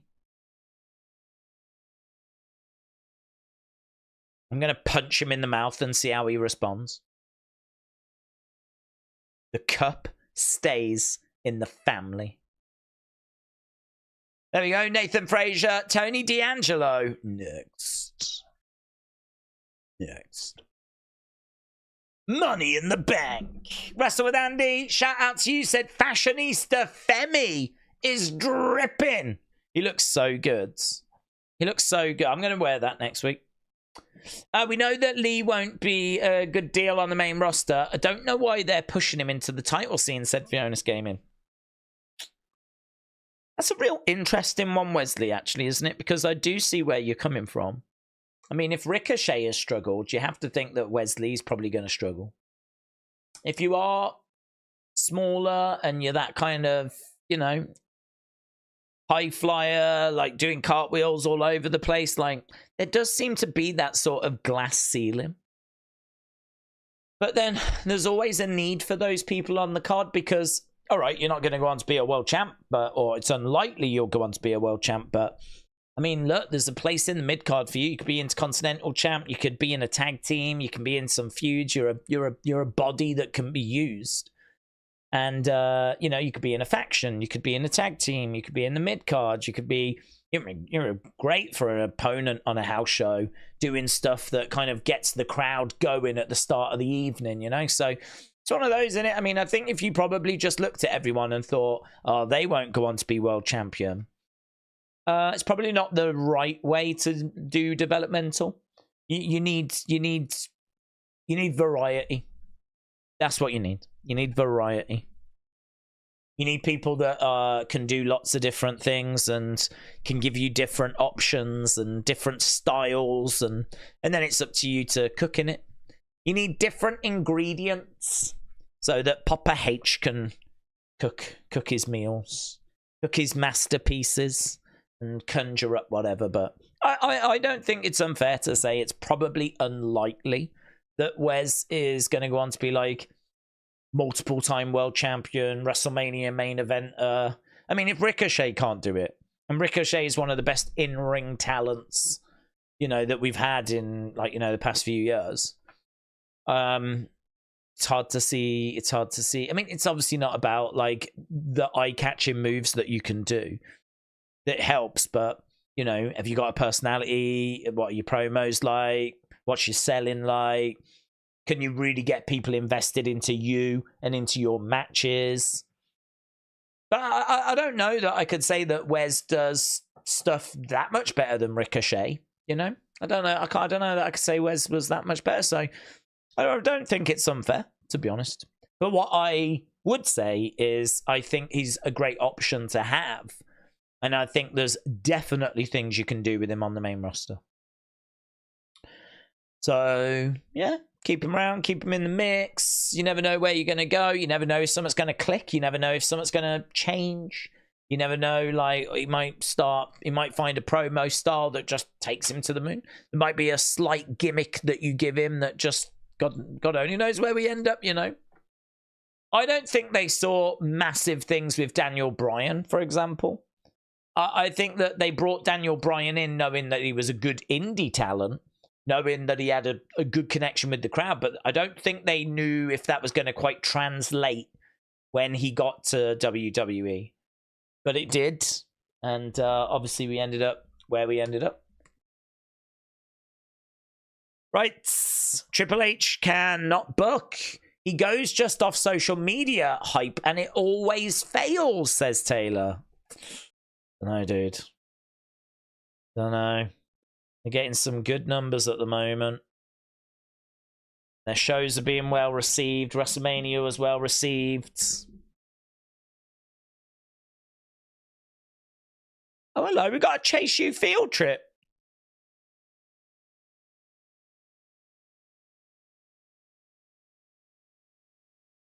Chase U field trip. Okay, right, we're in the ring. It's going to be NXT Heritage Cup. That one. Got too many keyboards. I need this one. Right, Tony versus Nathan. Did I miss? I think I missed a poll, didn't I? Did I miss a poll? Meant to do one for Wes and Joe Coffey. Oh, I'm getting all behind. Representing the D'Angelo family. So they're just getting their intro. We're about to get underway with Heritage Cup match. Okay, this is for Wes Lee versus Joe Coffey. Tony D'Angelo getting his intro. We'll be underway with this soon. There's Luca Crucifino, friend of the channel. WrestleMania was not well received. If you look at the Uso match and the crowd, that was lame, and the crowd feeds of talent. Well, I would disagree, because I think it was well received. I think if you look at the reaction that both of the main events got, I think if you look at the reaction that like Sammy Gunther got, I feel like there was definitely moments where it dipped, and I think Jimmy J is an example of that. I think the street fight is probably an example of that as well. But Rhea Becky was well received. Both days, I think score-wise, if you have a look around, did well. Feel confident I could go to Cage Match and have a look, see what that got. That's, you know, that's not the be-all and end-all, but I think it's, you know, I could go to them. I could go to 411 Mania. I could go to different websites to have a look and see what the consensus was. I'd feel confident that both days will have scored well. But even more than that, I've seen a graph that shows how much money WrestleMania made. And it's quite staggering, actually, that you've got, like, how much it grosses, right? And even adjusted for inflation as well. And WrestleMania 40 just kills it. Just kills everything. It's the highest grossing. And you can look at that and go, well, of course it would be, because it's 2024. But as I said, even adjusted by inflation, it's like miles ahead of everything else. It really did deliver. I think critically and also financially.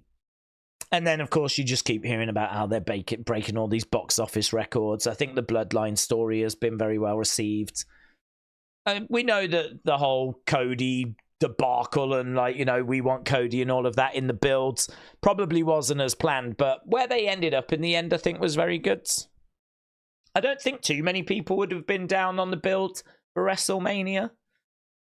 There's obviously some debate about after WrestleMania.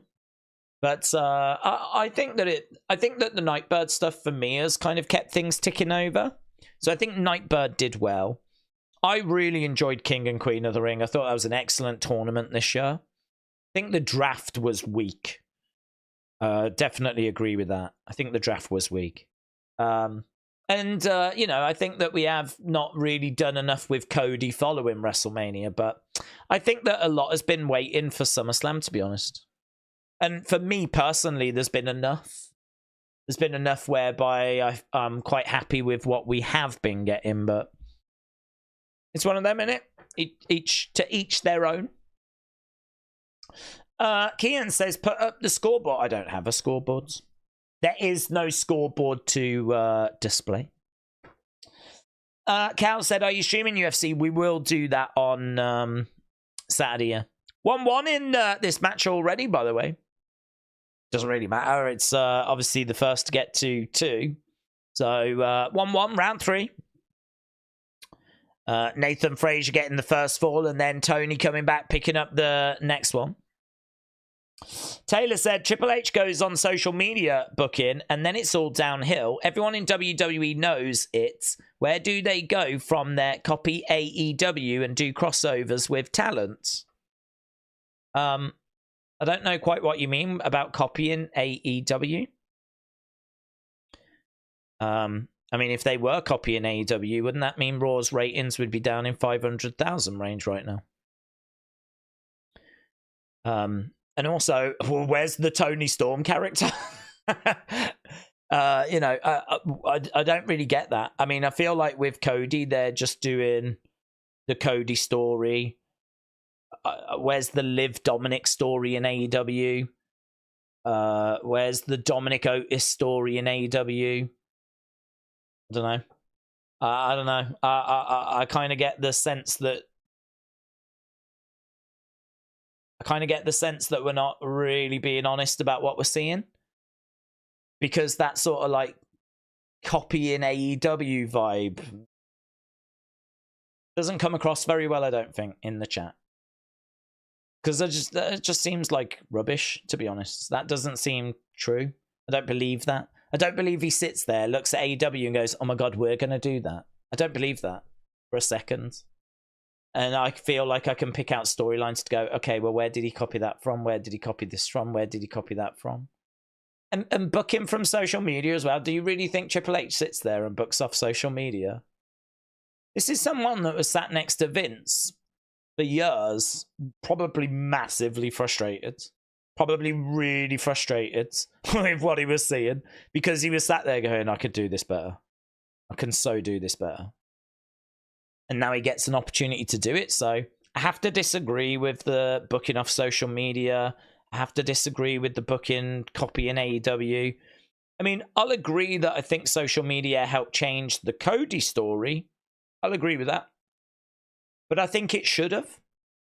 I think people, the majority spoke and they wanted the Cody thing, and it was a big success. I don't know that anyone would look back on that and say it was the wrong direction to go, because I think your Rock Roman story is still in your back pocket now. And I think that you can build it better rather than just doing it. You know, here's The Rock. The Rock's now going to face Roman. You can now build it and tell a different story with it. And Cody's story's finished. And so, I don't know. I mean, if we're basing that off the we want Cody thing, I don't think that's enough of an example to say that he uses social media for his booking. Tony is the only one that spends time on Twitter, said James.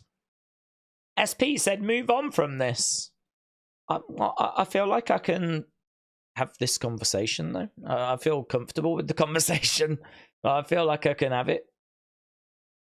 If you look at the crossover Triple H did, want that no...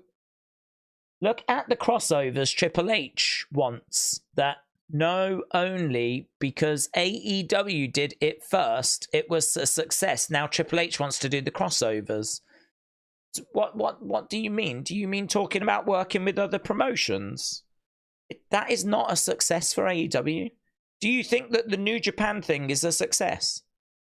Look at the ratings right now. Do you think that they're in a great place right now? No one knows who these people are that are coming in from New Japan. This has not been a success for AEW. And what are the crossovers? Do you think that we're going to do crossovers with TNA on the main roster level? Because I don't. I think it's going to be at the NXT level. And I think that is going to work for WWE. And the reason why it's going to work is because we can get talent from TNA that then goes into NXT rather than it go into AEW. So this is not...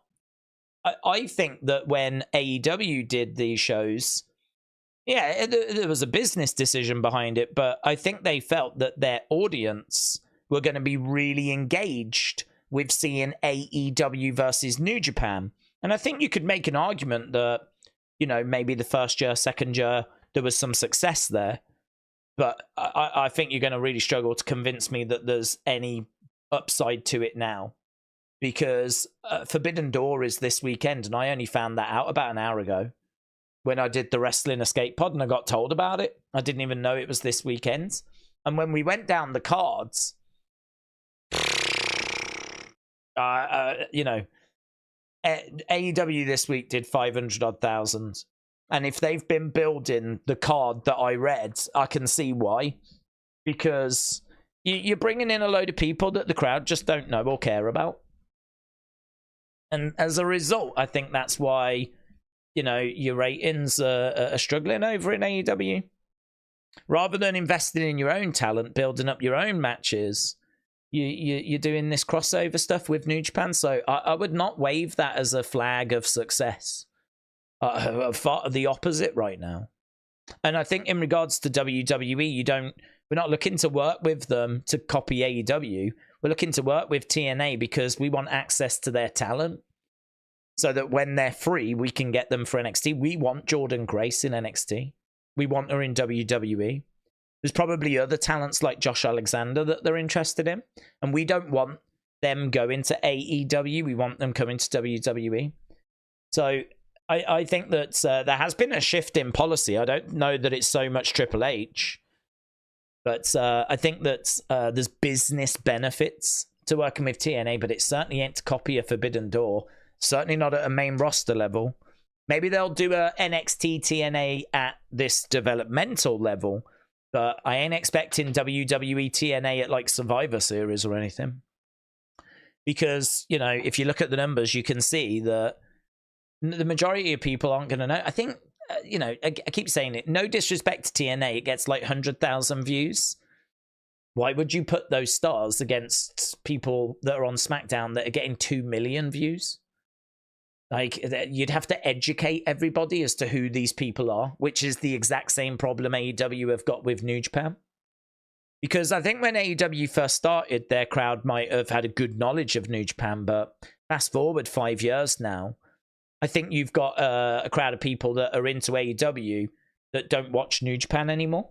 And so all of a sudden, I just don't think they know about who these stars are anymore. Certainly don't care about them. Otherwise, where the flip was everybody the other day. So it can't be a coincidence that AEW's ratings fell down and it just so happens to be at the same time that Forbidden Door is on. Lovely spinebuster there. 2. Shoulder up. WWE talk about AEW all the time. NXT is like AEW with all the talent they have from AEW. Well, we brought in a couple of names, but I think they're names that have, you know, been identified as maybe being able to deliver more than they did in AEW. I mean, look, AEW has got talent. You wouldn't say that they didn't. You know, I would take Swerve. I'd take Tony Storm. I wouldn't mind Mercedes back. There's people over in AEW that are talent. So it's not about hating on AEW. There's people over there that are very, very talented that I would love to have in WWE. To be honest, some of the talent they've brought in, I don't think are people that I would look to bring in. I don't know that I would have brought Shawn Spears back. I don't even know if I would have looked at Lexus King, but I'm kind of glad we did, actually. He's grown on me quite a bit. Ethan Page, for me, the jury is still out, but people are very excited about him, so I believe he was worth bringing him. I can't say I've seen loads yet that's kind of blown my mind, but I don't know. They seem to think that it's something they're interested in. But, you know, I don't think it would be wise to go down the road of saying that NXT is bringing in AEW talent and they're just trying to copy AEW, because you know what the counter argument's going to be. It's not going to be a comfortable counter argument if you want to have the conversation of ex-WWE stars in AEW. That's going to be a very uncomfortable conversation because it's flipping swimming with ex-WWE stars. Tony keeps bringing them in. And I can't even say that he's wrong for doing it because they've got some name recognition and they've got, like, you know, a lot of TV exposure, and you can see why he'd be interested in them. But no, man. Having that argument that NXT's just bringing in AEW people without acknowledging the reverse is, shall we say, thin ice. End of round 5.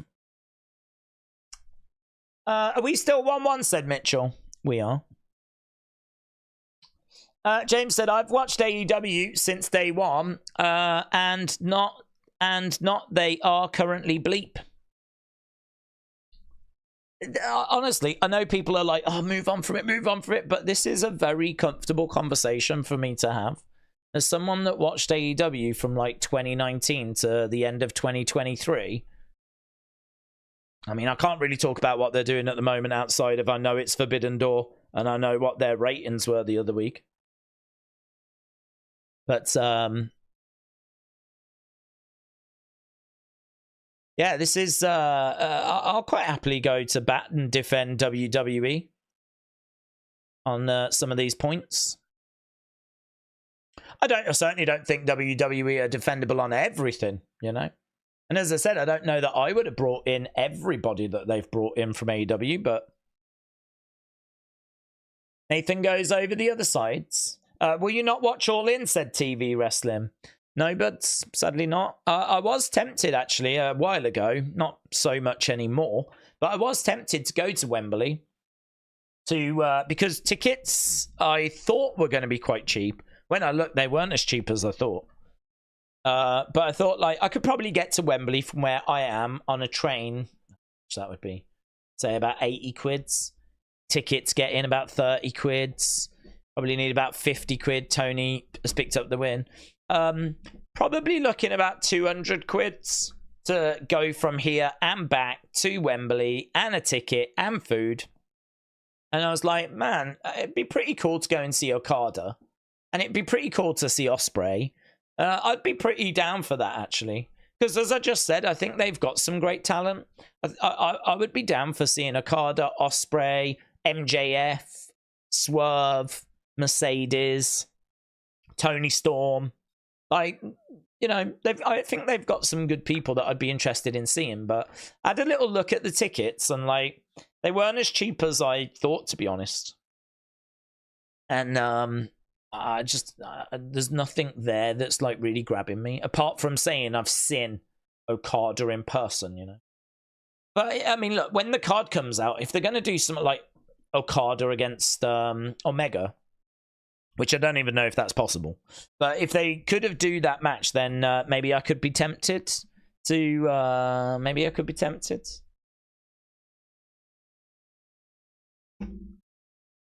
Hello, we got... he's wearing a Mike Tyson shirt there, the young OG.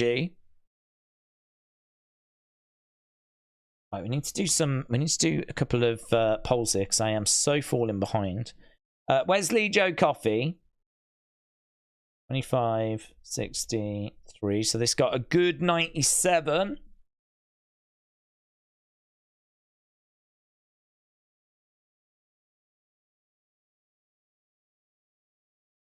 You whoop that trick.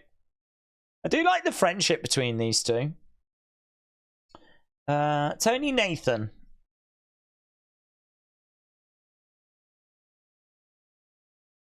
Okay, so Trick Williams is taking on Shawn Spears tonight. Anna said, the one thing I can't defend are the prices. Oh, God, I so agree with you. There's no defense of those prices. Certainly not those Scottish ones. It's a disgrace. As I said, wrestling was always the affordable sport for people. It was always a cheap form of entertainment for people. And, you know, it's so expensive now to be able to take your family to go and see it. But then, you know, they've just released the prices for the tickets for AEW in Cardiff, and I believe that that's similar as well.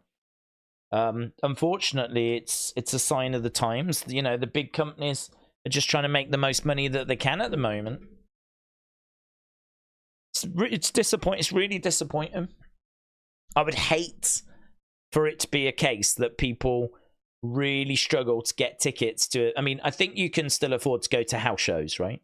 But, I mean, are we going to get to the point where, like, families are just, like, letting their kids know, I'm sorry, we just can't. It's just too expensive. I mean, imagine, like, kids not being able to go to wrestling because it's too expensive now. Not right, is it? I mean, like... Not right.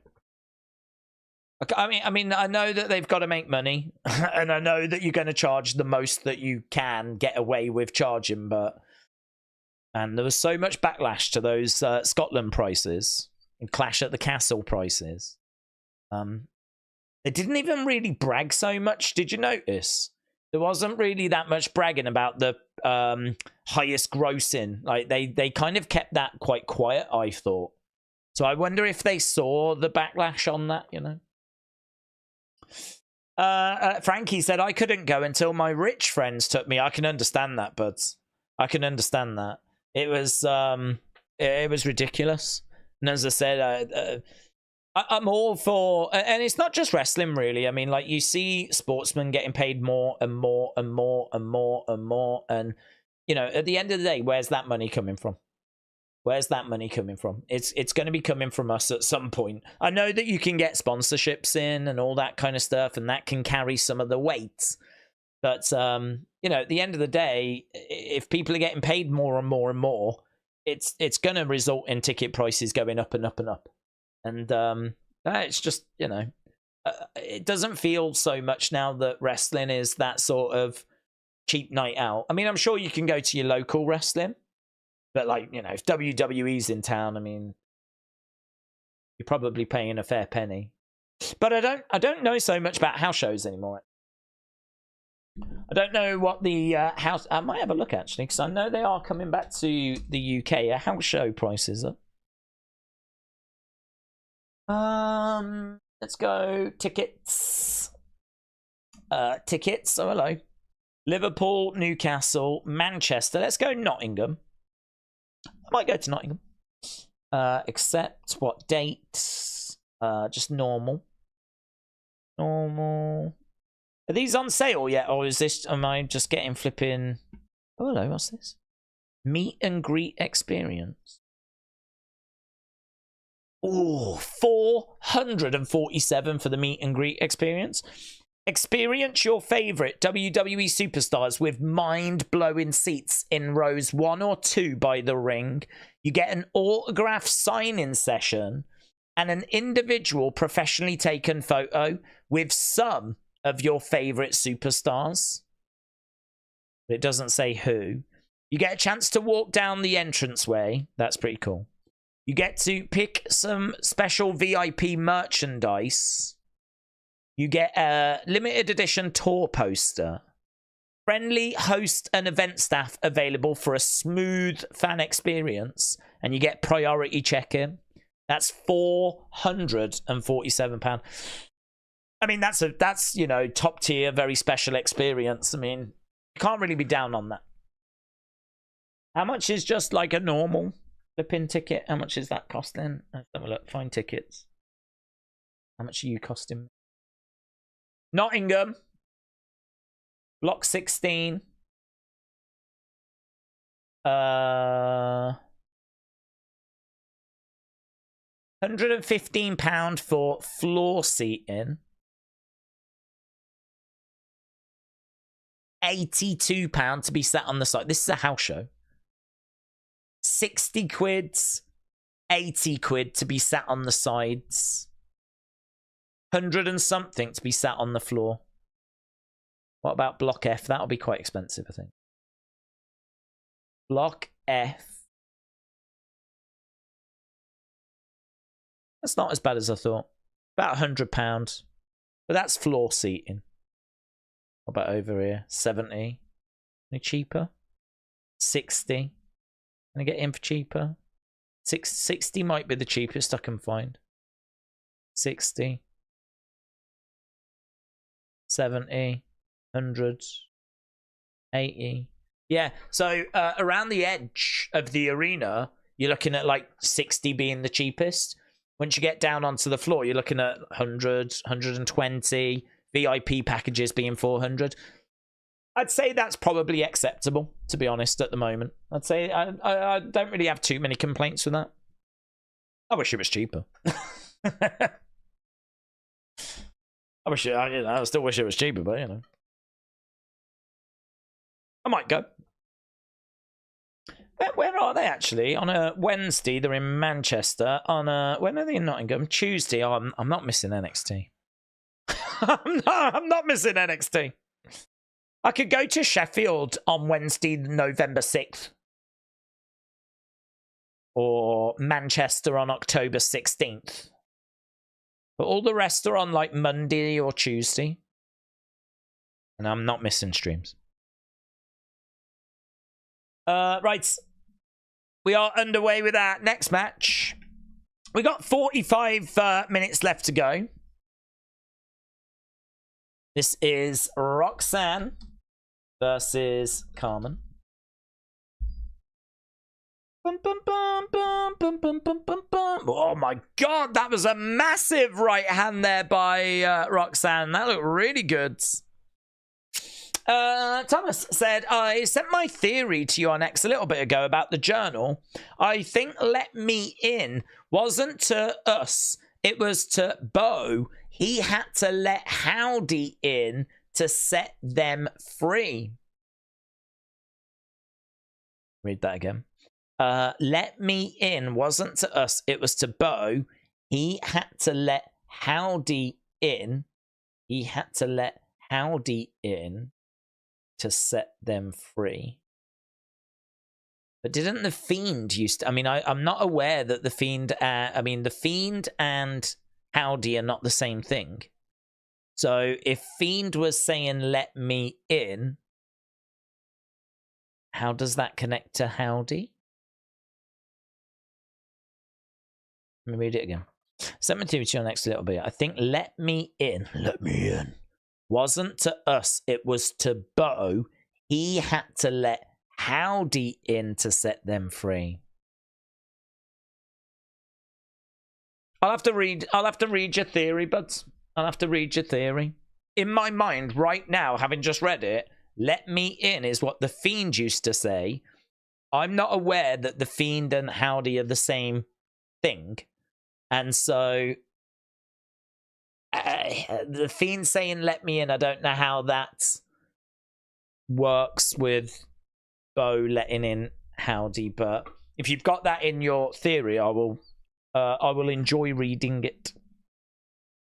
I do need to work my way through all of these messages that I've received. I will go through and see if I can cobble together some sort of video.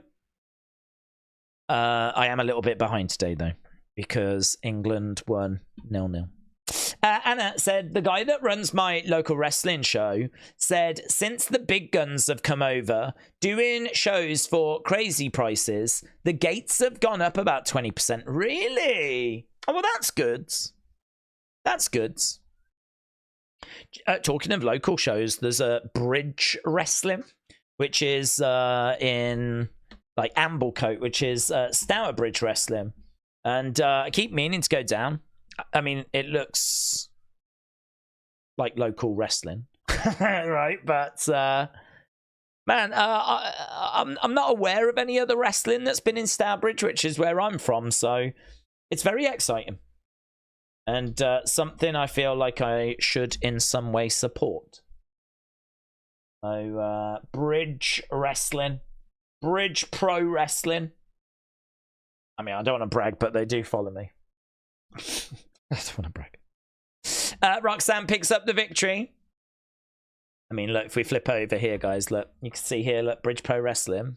I'm not bragging. They do follow me, though.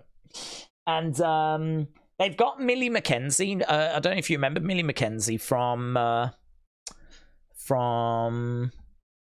NXT UK. We've got Heats. There we go. Friday. I see I can't go Fridays. Fridays are bad for me. Why don't they think about me? They should know that, SmackDown. Oh, spinning back fist. Amblecote British Legion, Stourbridge. Doors open, 6:15. Show starts at 7. I mean, I might be able to get finished and back in time, but I don't know. Hell of a show. Hell of a show. Here we go. Look at this. Man Like Duress versus Millie McKenzie versus Charles Crowley versus Chantel Jordan. Dream match. Dream match. Guys, I could be hanging out with all these kids.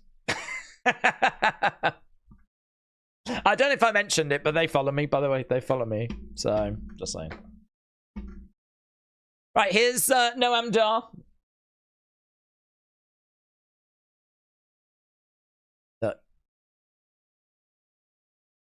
Ethan Page did a number on my leg. He ripped a tendon. I'm going to be out for a while. There's Jakara. There's Oro. There's Lash.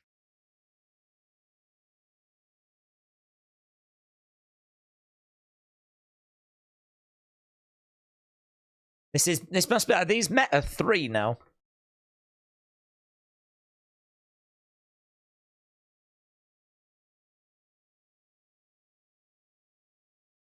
Oro said, I love you guys. This runs deep.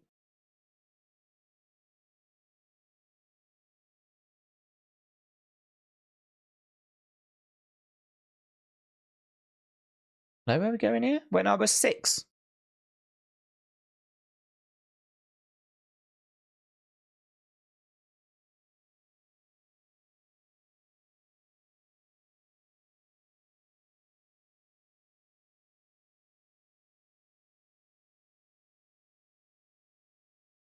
He's talking about his dad's.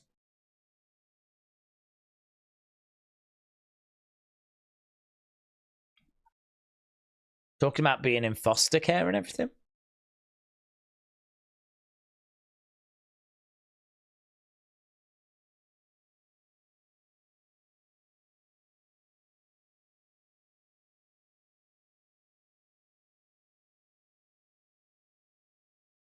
Well, this has sort of come out of nowhere. Oro just like really letting it all out, isn't he?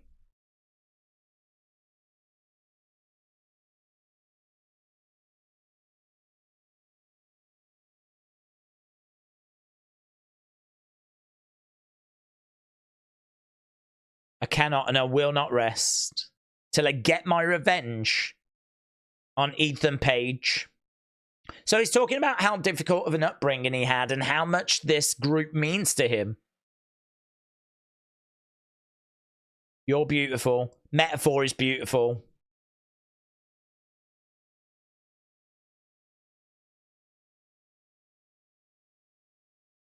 Okay, well, there we go.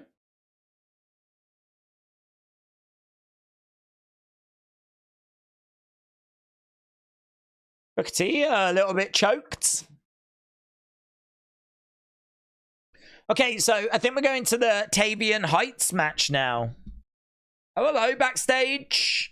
Gallows, Anderson, they've attacked OTM. Oh, hello, it's Jada. Oh, there's Meechin! Ah! Yeah, man, let's go. Jada and Meechin throwing down. Jada looks like a girl that you really don't want to mess with. To be honest, Meechin looks like a girl you don't really want to mess with. Steiner Brothers. Oro Mensah is a Ghanaian name, not Nigerian. Oro was born in Switzerland, so that's not his real story, said here is the thing. Well, it was his character's story, though. Roxanne is about 84 pounds, said Frankie. Cal said, what do we think of this? I, for some reason, believe that Alexa is going to use the Fiend character, or at least the persona, as she broke the spell he had her under, and at WrestleMania, she was in control. I don't know. I feel like there was quite a bit that followed that. I sort of feel like, to be honest, Fiend lived within Bray, like how the puppets lived within Bray. I feel like, you know, the Fiend was Bray's darkness, but you could understand with him passing away, the Fiend sort of being released, if you will, to the world. And it could be that Alexa kind of, you know, taps into that. Finds a way of tapping into that. Is maybe shown a way of tapping into that by Uncle Howdy. I don't know that I would really use anything from WrestleMania 37. I feel like it was so long ago, and there's been quite a bit of water that's gone under the bridge since then. I don't know that I would really go back 3 years ago, you know, to that. Not when I think you can get to wherever it is you want to go quite easier, simpler. I think I would just go like down that road, to be honest. But who knows? Who knows? They've got options, haven't they? There's different ways that they can go. Mitchell said, considering Dynamite is AEW's #1 show and NXT is WWE's 3rd show, WWE are allowed to bring in stars from the #1 show to compete. Yeah. Yeah. I mean, you know, they did bring in Cody and he went straight to the main show. They did bring in what's her name? Jade Cargill. Had Jada in my mind then because we just saw Jada Parker. Jade Cargill, she went to the main roster. So we have brought in a few people that have gone straight to the main roster, but majority tend to go to like NXT first. But I think that's a bit of a nothing conversation, to be honest, because I don't know that anyone's ever said they've got rubbish talent. No, I don't. We've certainly never said it.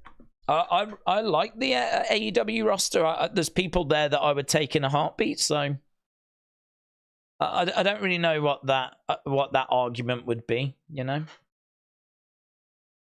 To say that you're kind of copying another promotion because you want to take their talent, I think that's pretty weak. Certainly when you look at the other point of view, which is that AEW must be copying WWE then because they're flipping swimming in ex-WWE stars.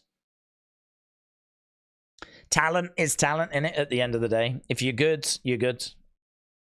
And if you're good, everyone's going to be interested in you. Like Jordan Grace, I'd imagine everyone, you know, I'd imagine AEW would be interested in her. Why the hell not? Talent is talent.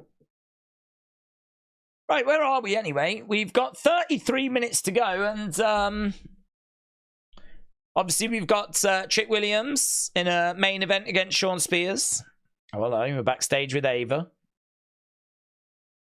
It's kind of fun how she's wearing a 316 shirt if you think that her dad is The Rock.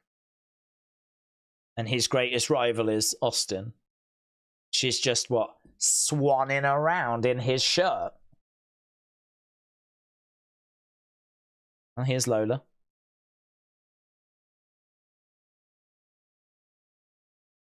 When your champion wakes up, give this back to her and tell her I want a title match. Right, Tavion Heights is in the ring.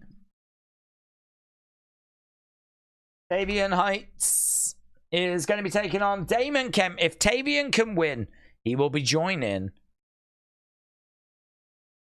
No Court Catch Crew. Right, let's end this poll because we're just getting so out of sync. It's a flipping mess. Okay, here's No Court Catch Crew. 57, 28, 10, 3. I guess she is an Austin fan and not a Rock fan, said Kader. That's got to be it. She's turned heel on her dad. That's exactly what's happened. Okay, so this poll that we're doing, we're going to put up quickly. And this is to vote on that last match. What did you think of Roxanne against Carmen Petrovic? It's only a very short match. Right, here we go. Tavion taking on Damon Kemp. Roxanne versus Carmen. Nice takeover there by Tavion. He goes against the ropes. Gets caught by Damon Kemp.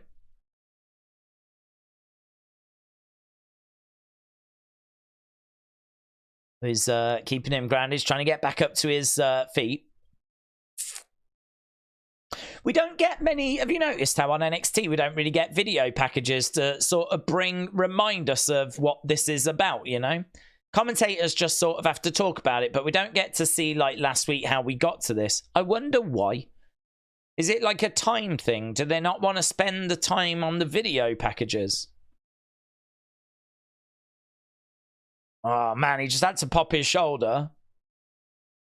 Back in the ring, Tavion comes over as Damon Kemp rolls back out the ring. Coming up next, we've still got Sol Ruka against Ariana Grace. So we've got to get to that match as well. Oh my God. Non-stop. We've only got half an hour and we've still got Trick against Shawn. Elbow drop there by Damon Kemp. Quarter of the show still to go. Smashing Tavion face first into the mat. Don't forget, Hall of Fame announcement winner, Edward. Shout out to you. Good point. We'll have a look at that poll. I haven't looked at it today, to be honest. I don't know if there's been big changes.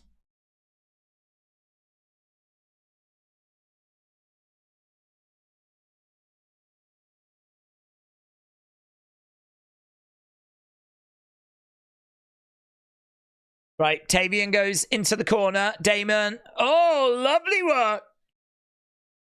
Going for the cover. 2. Shoulder up. Mitchell said, NXT is a very busy show. They may keep time open in case stuff goes over. Any Wyatt 6 updates, said Thomas. Not that I'm aware of, but I haven't seen really too much communication today. I mean, I'm not aware of any... There's no glitches, nothing on this show. I don't think there was anything really expected, to be honest. The only thing was those 2 numbers. One said 25, the other said 28, or at least we think they did. Lovely kip up there by Tavion, but it hasn't resulted in anything. Oh my God, that belly to belly was amazing. Oh, and he gets the win. Oh, wow. That was lovely work. That was lovely work. No Quarter Catch Crew needs Tavion signing the crowds. Well, they've got him. Look at that. Look at that. Very impressive. Tavion joins No Quarter Catch Crew.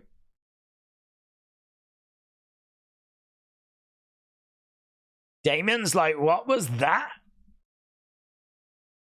You got smashed, mate. Here's Kalani. Looking lovely, by the way. She's looking lovely.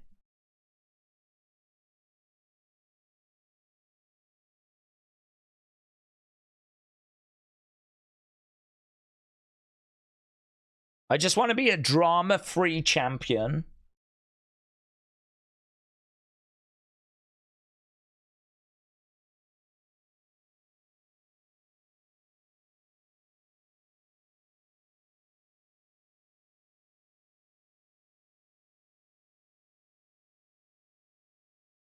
Oh, God, yeah, I forgot we got that match now. Here's Jada Parker. Yeah, man, let's go.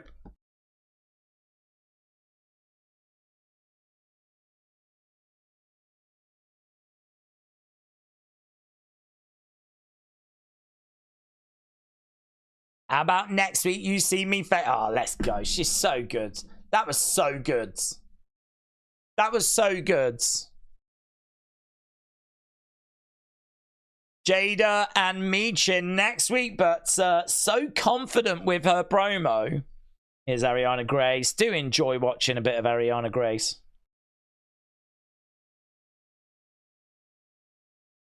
She was so much fun when I went to that NXT house show. She was like female referee for one of the matches. Thank you. Street Fight next week, said Kiam. Street Fight, that came out of nowhere, said Mitchell. Fatal Error said, Daze, here is my theory for Wyatt 6. Ramblin' Rabbit talks to Rowan, and then Mercy talks to Dexter. Huskus talks to Gacy, and then Abigail talks to Cross. I could see that, but I could see that. Zay said, Jada is a beast. Albert said, I miss Tiffy time. Too bad she made those comments on TV during that match. Oh, is that why they've kept her away, do you think? That would be, I mean, that... those comments were actually on social media. I don't think that wasn't during a match. That was so that she sort of added those after. I mean, in a way, is it worse? I was going to say, in a way, it's worse because she had time to think about it before she posted it. But probably not worse because she didn't actually say anything. It was dubbed over from like a movie scene. Either way, it was stupid. But the word on the street was that there was no heat on her. That is true. Where is she? I don't know where she is. Daze, one thing I never really thought about is just how much the negativity is her AEW's perception. The narrative is that they're dying ratings, attendance, alienating fans, and new fans. Yeah, I don't know. I mean, we'll have to see what the ratings are this week. I don't know if it was a one-off. Don't know if it was a bad week or if it's a new pattern. We'll have to wait and see. Ariana Grace and Chelsea Green tag team would be good.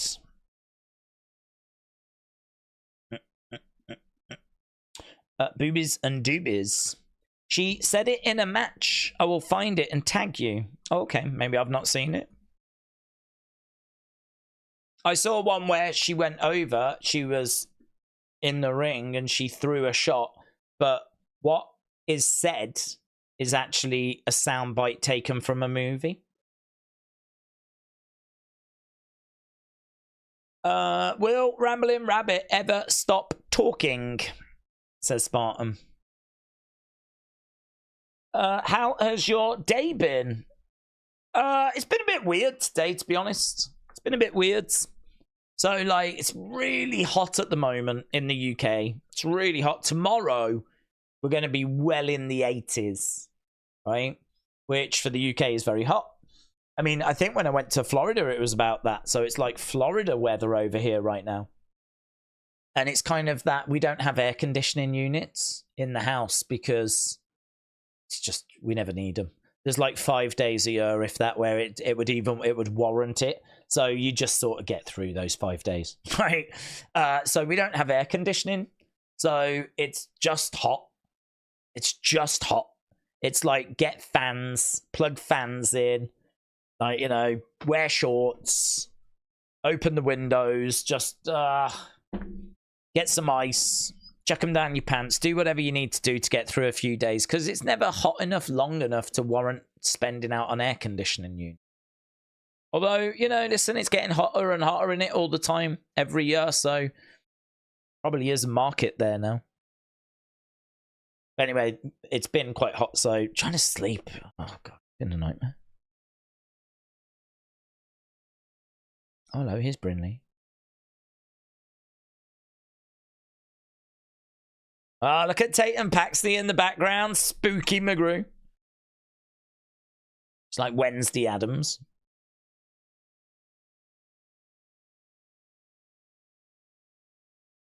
Izzy Dame goes walking away.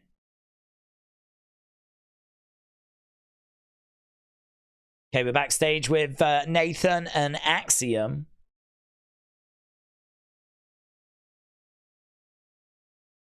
Thought I had him. Nathan's a bit disappointed that he fell short against Tony earlier.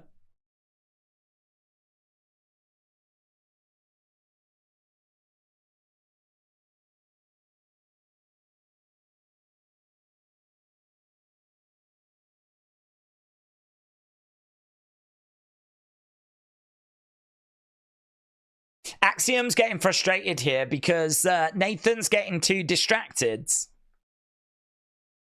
You know, he wanted to watch some tape there, but he's got to go because he's got to get ready for a speed match. I wonder if that results in them losing the tag titles, and I wonder where it goes from there. Here's Sol Ruka then. She's making her way down to the ring. So we've got this match. Then, of course, it'll be time for our main event. Right, Damon against Tavion. That got good 70%, great 60. Nothing's clicked over today into the great category, you know.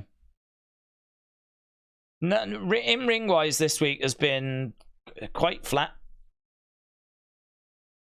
Flat's probably not the right way of putting it, but just, you know, it's not really clicked out of first, second gear. Ah, shucky ducky sign in the crowds. Okay, this is number 1 contender match. Winner will challenge Kalani Jordan at Heatwave. Sol Ruka against Kalani Jordan could be a fun match. I don't know that Ariana's going to be getting the win here. She's over by the rope. Sol Ruka gets back up. Ariana charges over. Sol Ruka gets round the back. Headlock. Sol Ruka in control. Nice. Headlock takeover. She's got denim cut-offs. Sol Ruka is never nude. Let's go. Let's go. She's going to join the Blue Man group. Against the ropes. Shoulder tackle. Sol Bluth. Nice. Flips over. Oh, lovely work. Lovely. Tatum Adams, said K-pop lover. Yes, let's go. Does Ariana Grace's character have a short shelf life? No way that pageant character will work on the main roster.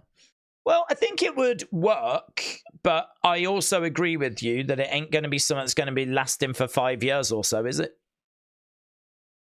But I like her personality. She's got great facial expressions. She's really fun.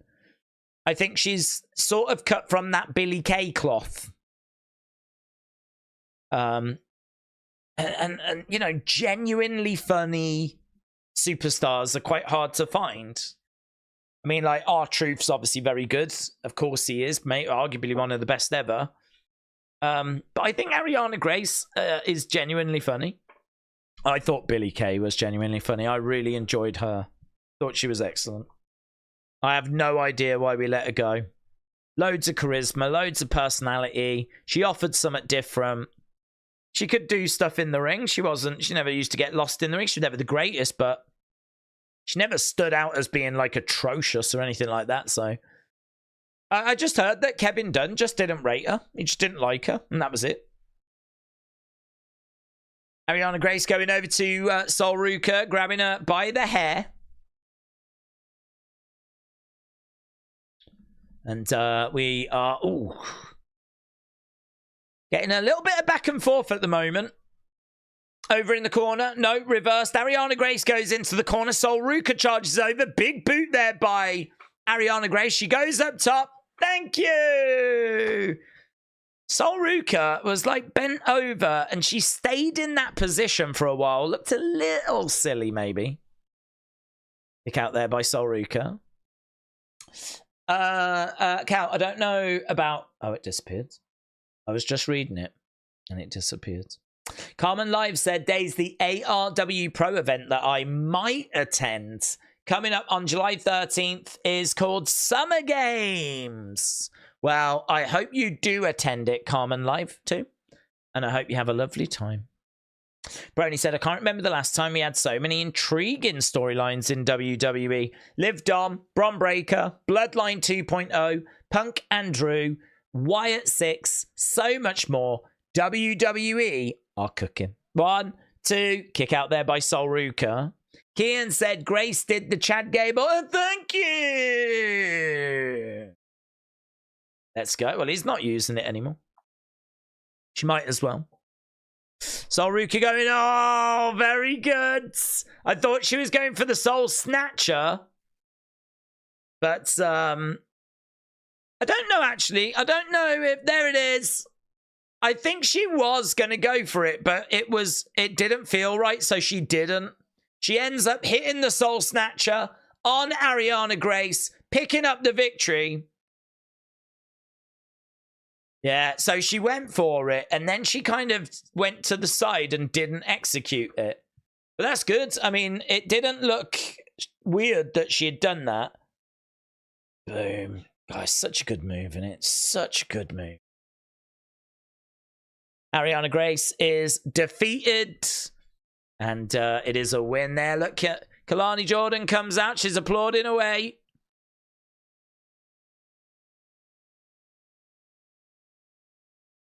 Kalani Jordan holds up that championship. That'll be a good match, man. That'll be a good match.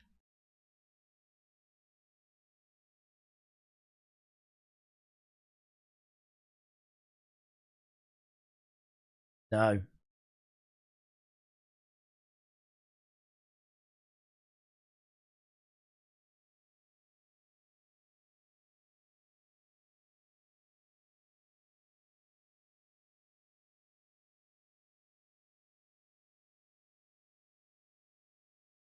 So Lola against Roxanne has been made for Heatwave. Oh, God. Ava has so much to do. She needs to sit down, have a cup of tea, get herself a biscuit, and chill out. That's what she needs to do. Right, main event coming up next. Trick Williams, Shawn Spears.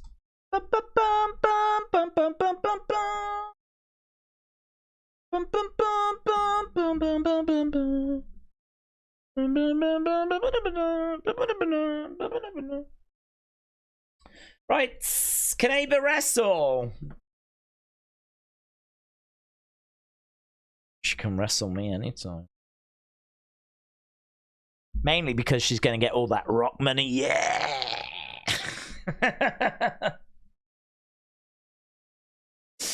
Right. We need to have a look, actually. I want to have a look and see who did win. Last time I looked, it was Anna. And it was a good lead for Anna as well. Has the community turned their back on Anna, though? That's the question. No, they have not. Well, there we go. I am officially calling it right now. It's official.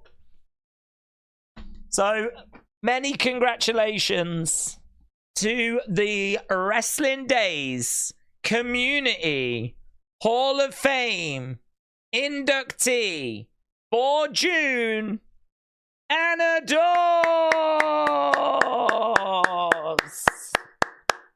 Anna. Well done, Anna.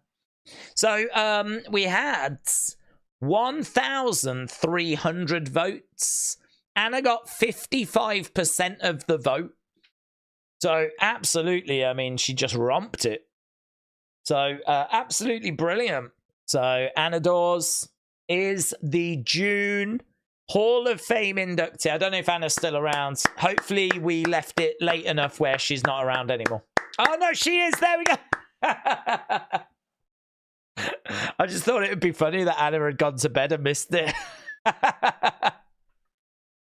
No, Anna says, thank you, I deserve it. No, you do deserve it.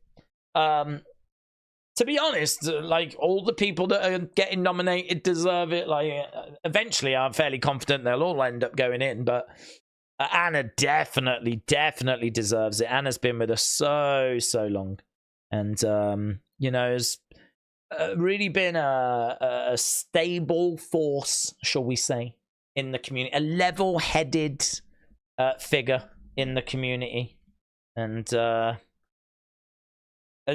know, has just been absolutely wonderful, brilliant, a much treasured, much loved community member by the community and by myself. So, yeah, very deserved, Anna. I'm so pleased that the community has given you that recognition. Whilst you're here, it saves me sending you a DM.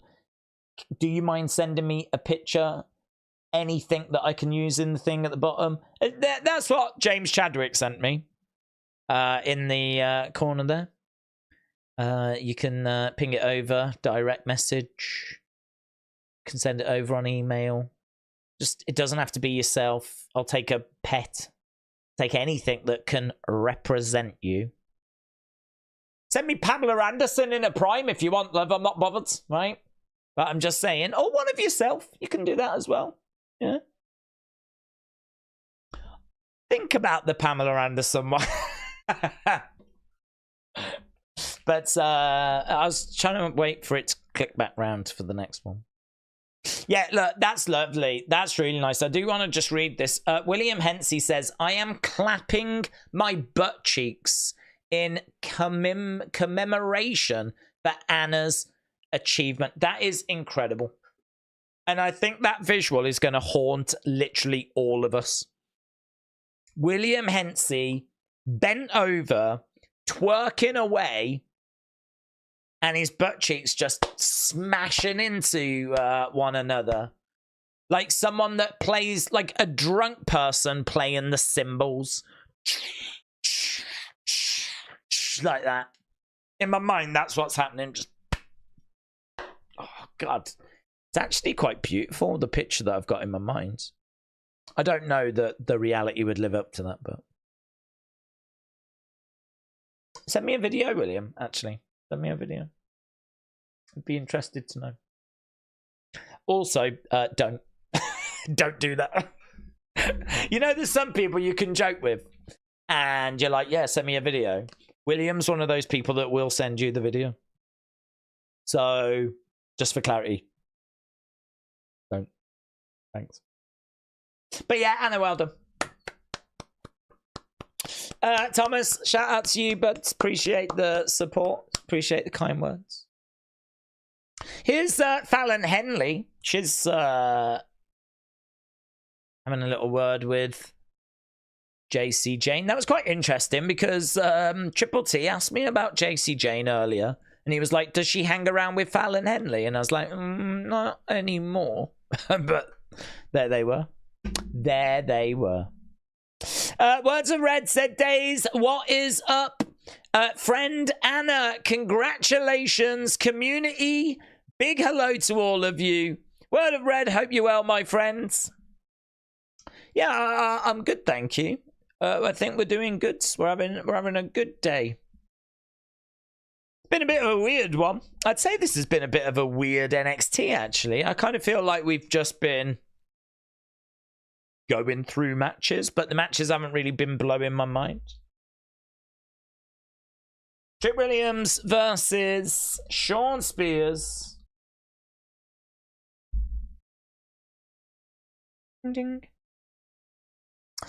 Days, Roxy will beat Lola at Heatwave, then Julia comes out. Ah, that'll be so good. That'll be so good, James. I think you've called it, James. They better do it now. Now that you've got my hopes up. Where's Anna? Has she gone? I might never get this picture. Right. 16, 24, 12, 2. Good, 98%. There's all ego Ethan Page. I wonder if she's gone to get the picture, actually. She might have done that, mightn't she?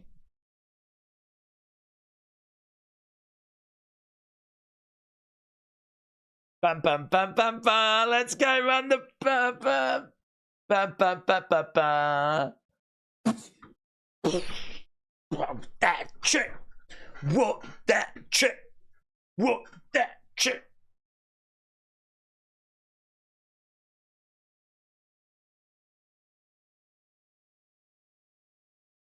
Bum, bum, bum, bum, bum, bum, bum, bum, bum. Tell you, I wish I had my reaction, right, when I was at that flipping house show, and they were like, it's time for our main event of the evening for 1-4 and all this, and I was sort of sat there, and at no point did I expect Trick Williams. No, at no point did I expect to see him at that NXT house show. Because he's the champ, and we were in, like, I don't know where we were, some smaller venue, you know? We weren't in, like, Orlando or Tampa. We were in Crystal Lakes or something like that. I can't remember. It was a smaller one. So I was like, oh, they'll probably give us, like,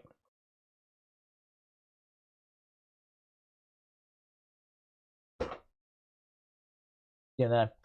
So I was there and I was like, oh, I don't know who we're going to get. And then it went,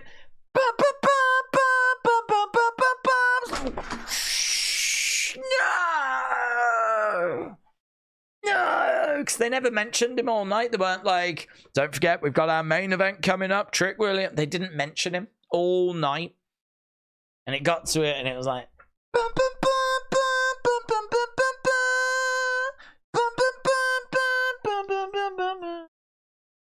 I was out my chair. I was like, no, no. And then I got my sick picture with him that's a little bit blurry. And he was in a rush. So he sort of just turned around and posed. He was like, I need to go. But I was like that. And he just, if you put a camera in their face, they just go into auto pose mode. That's what I've learned. They're like, no, I can't, I'm busy. But as soon as you put the camera there, they're like, tell me you can't. Oh, lovely. That's a lovely picture. Anna's just sent me a lovely picture, you know. Yes. That's awesome. Let's go, man. I'll get that added ASAP. Oh, hello. We've got Oro and we've got Ethan. Oh my god, I need to find a heart emoji. Found it.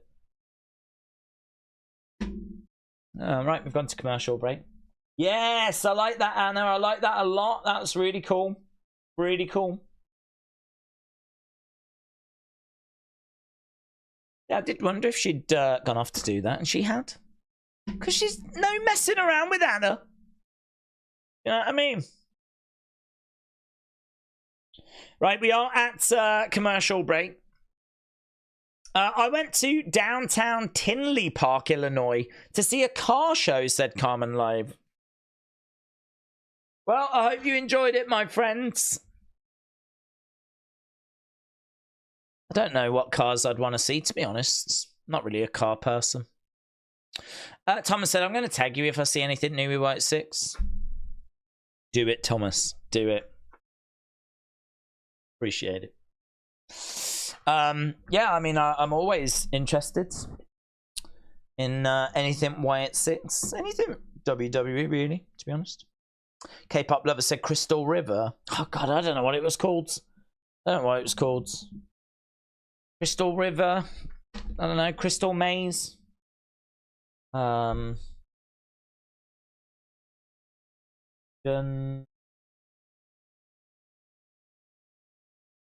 NXT Crystal. Yeah, well, there is one here that says Crystal River. Did I go there? Did I go there? 1st of June, Crystal River. No. When did I go? End of April. Where do I find that show? What's that show? Crystal Lake? Could there be a Crystal Lake? How many crystal things have you got in Florida? Crystal Lake. Crystal Lake. There is a Crystal Lake. There is a Crystal Lake. It's Crystal River. Did I go to Crystal River? It doesn't really matter, does it? Saw Trick Williams. Get over it. If I go Trick Williams and search his matches on Cage Match, that'll do it. Matches, and it was like the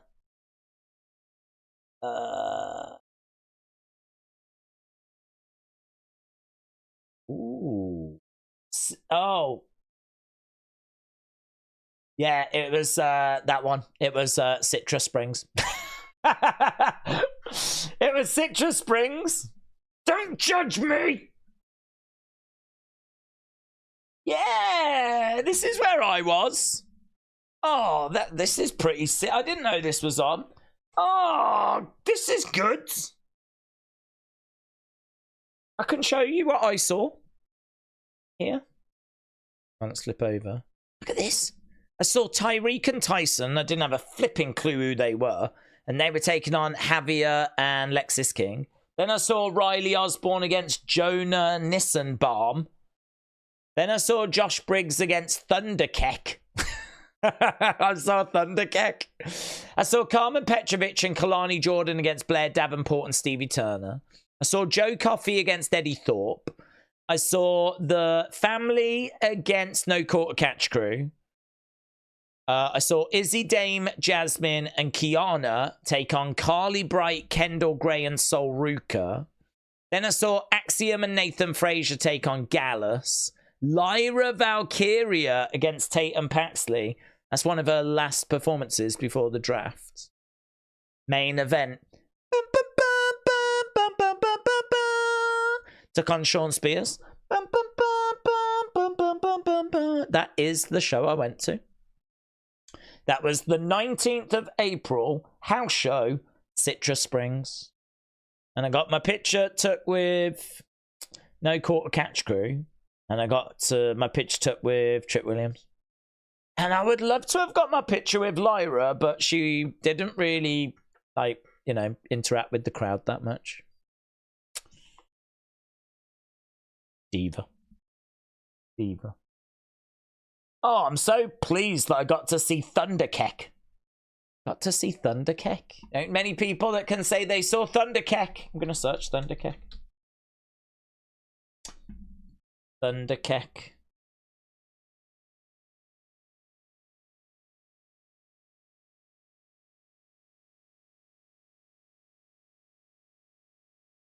Signed to WWE Next in Line program. Oh, there we go. Got a picture of Thunderkeck. There's Thunderkeck. Thunderkeck internet personality, apparently. Boom. Kick up by Trick Williams. Carmen said, can we look up Hammond, Indiana Civic Center WWE house show? I went there on 21st, 2016. Do you know anyone that was at that show? I don't think you can just search. I think you need, like, some people. Right now we've got, is that? Oh, yeah, man, look at this.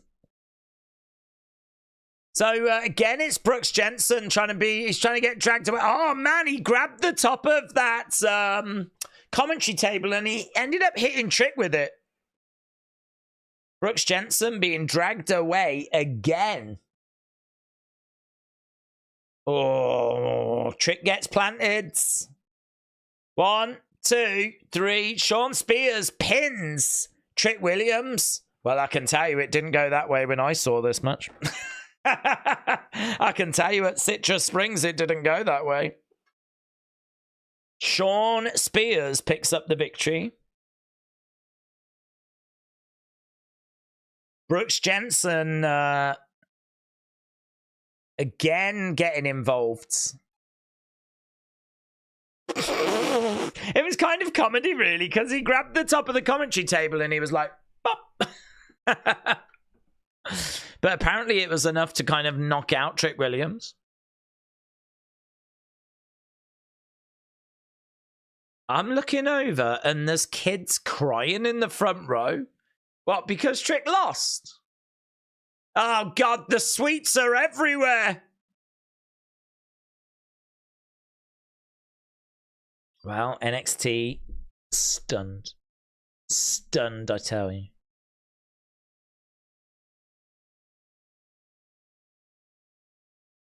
Shawn Spears is sat with a big smile on his face. Oh, hello, look at this. We got Stevie, we got Ava, we got Mr. Stone.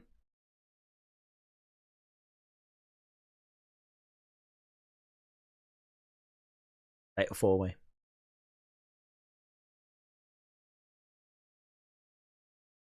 Here we go.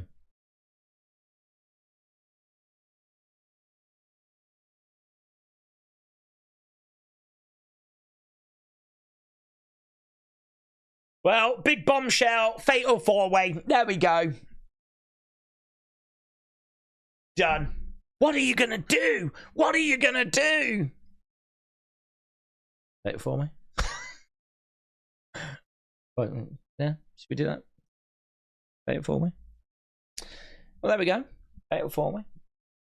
Done, mate. Simulation, I got a fun question. Guess the rest. I'm not interested in that, but I don't want to spend time during streams kind of like trying to work stuff out when there's like loads of comments to get to. So yeah, not for me. Let's get the match score up for that main event. And then I'm gonna need to run away because I need to do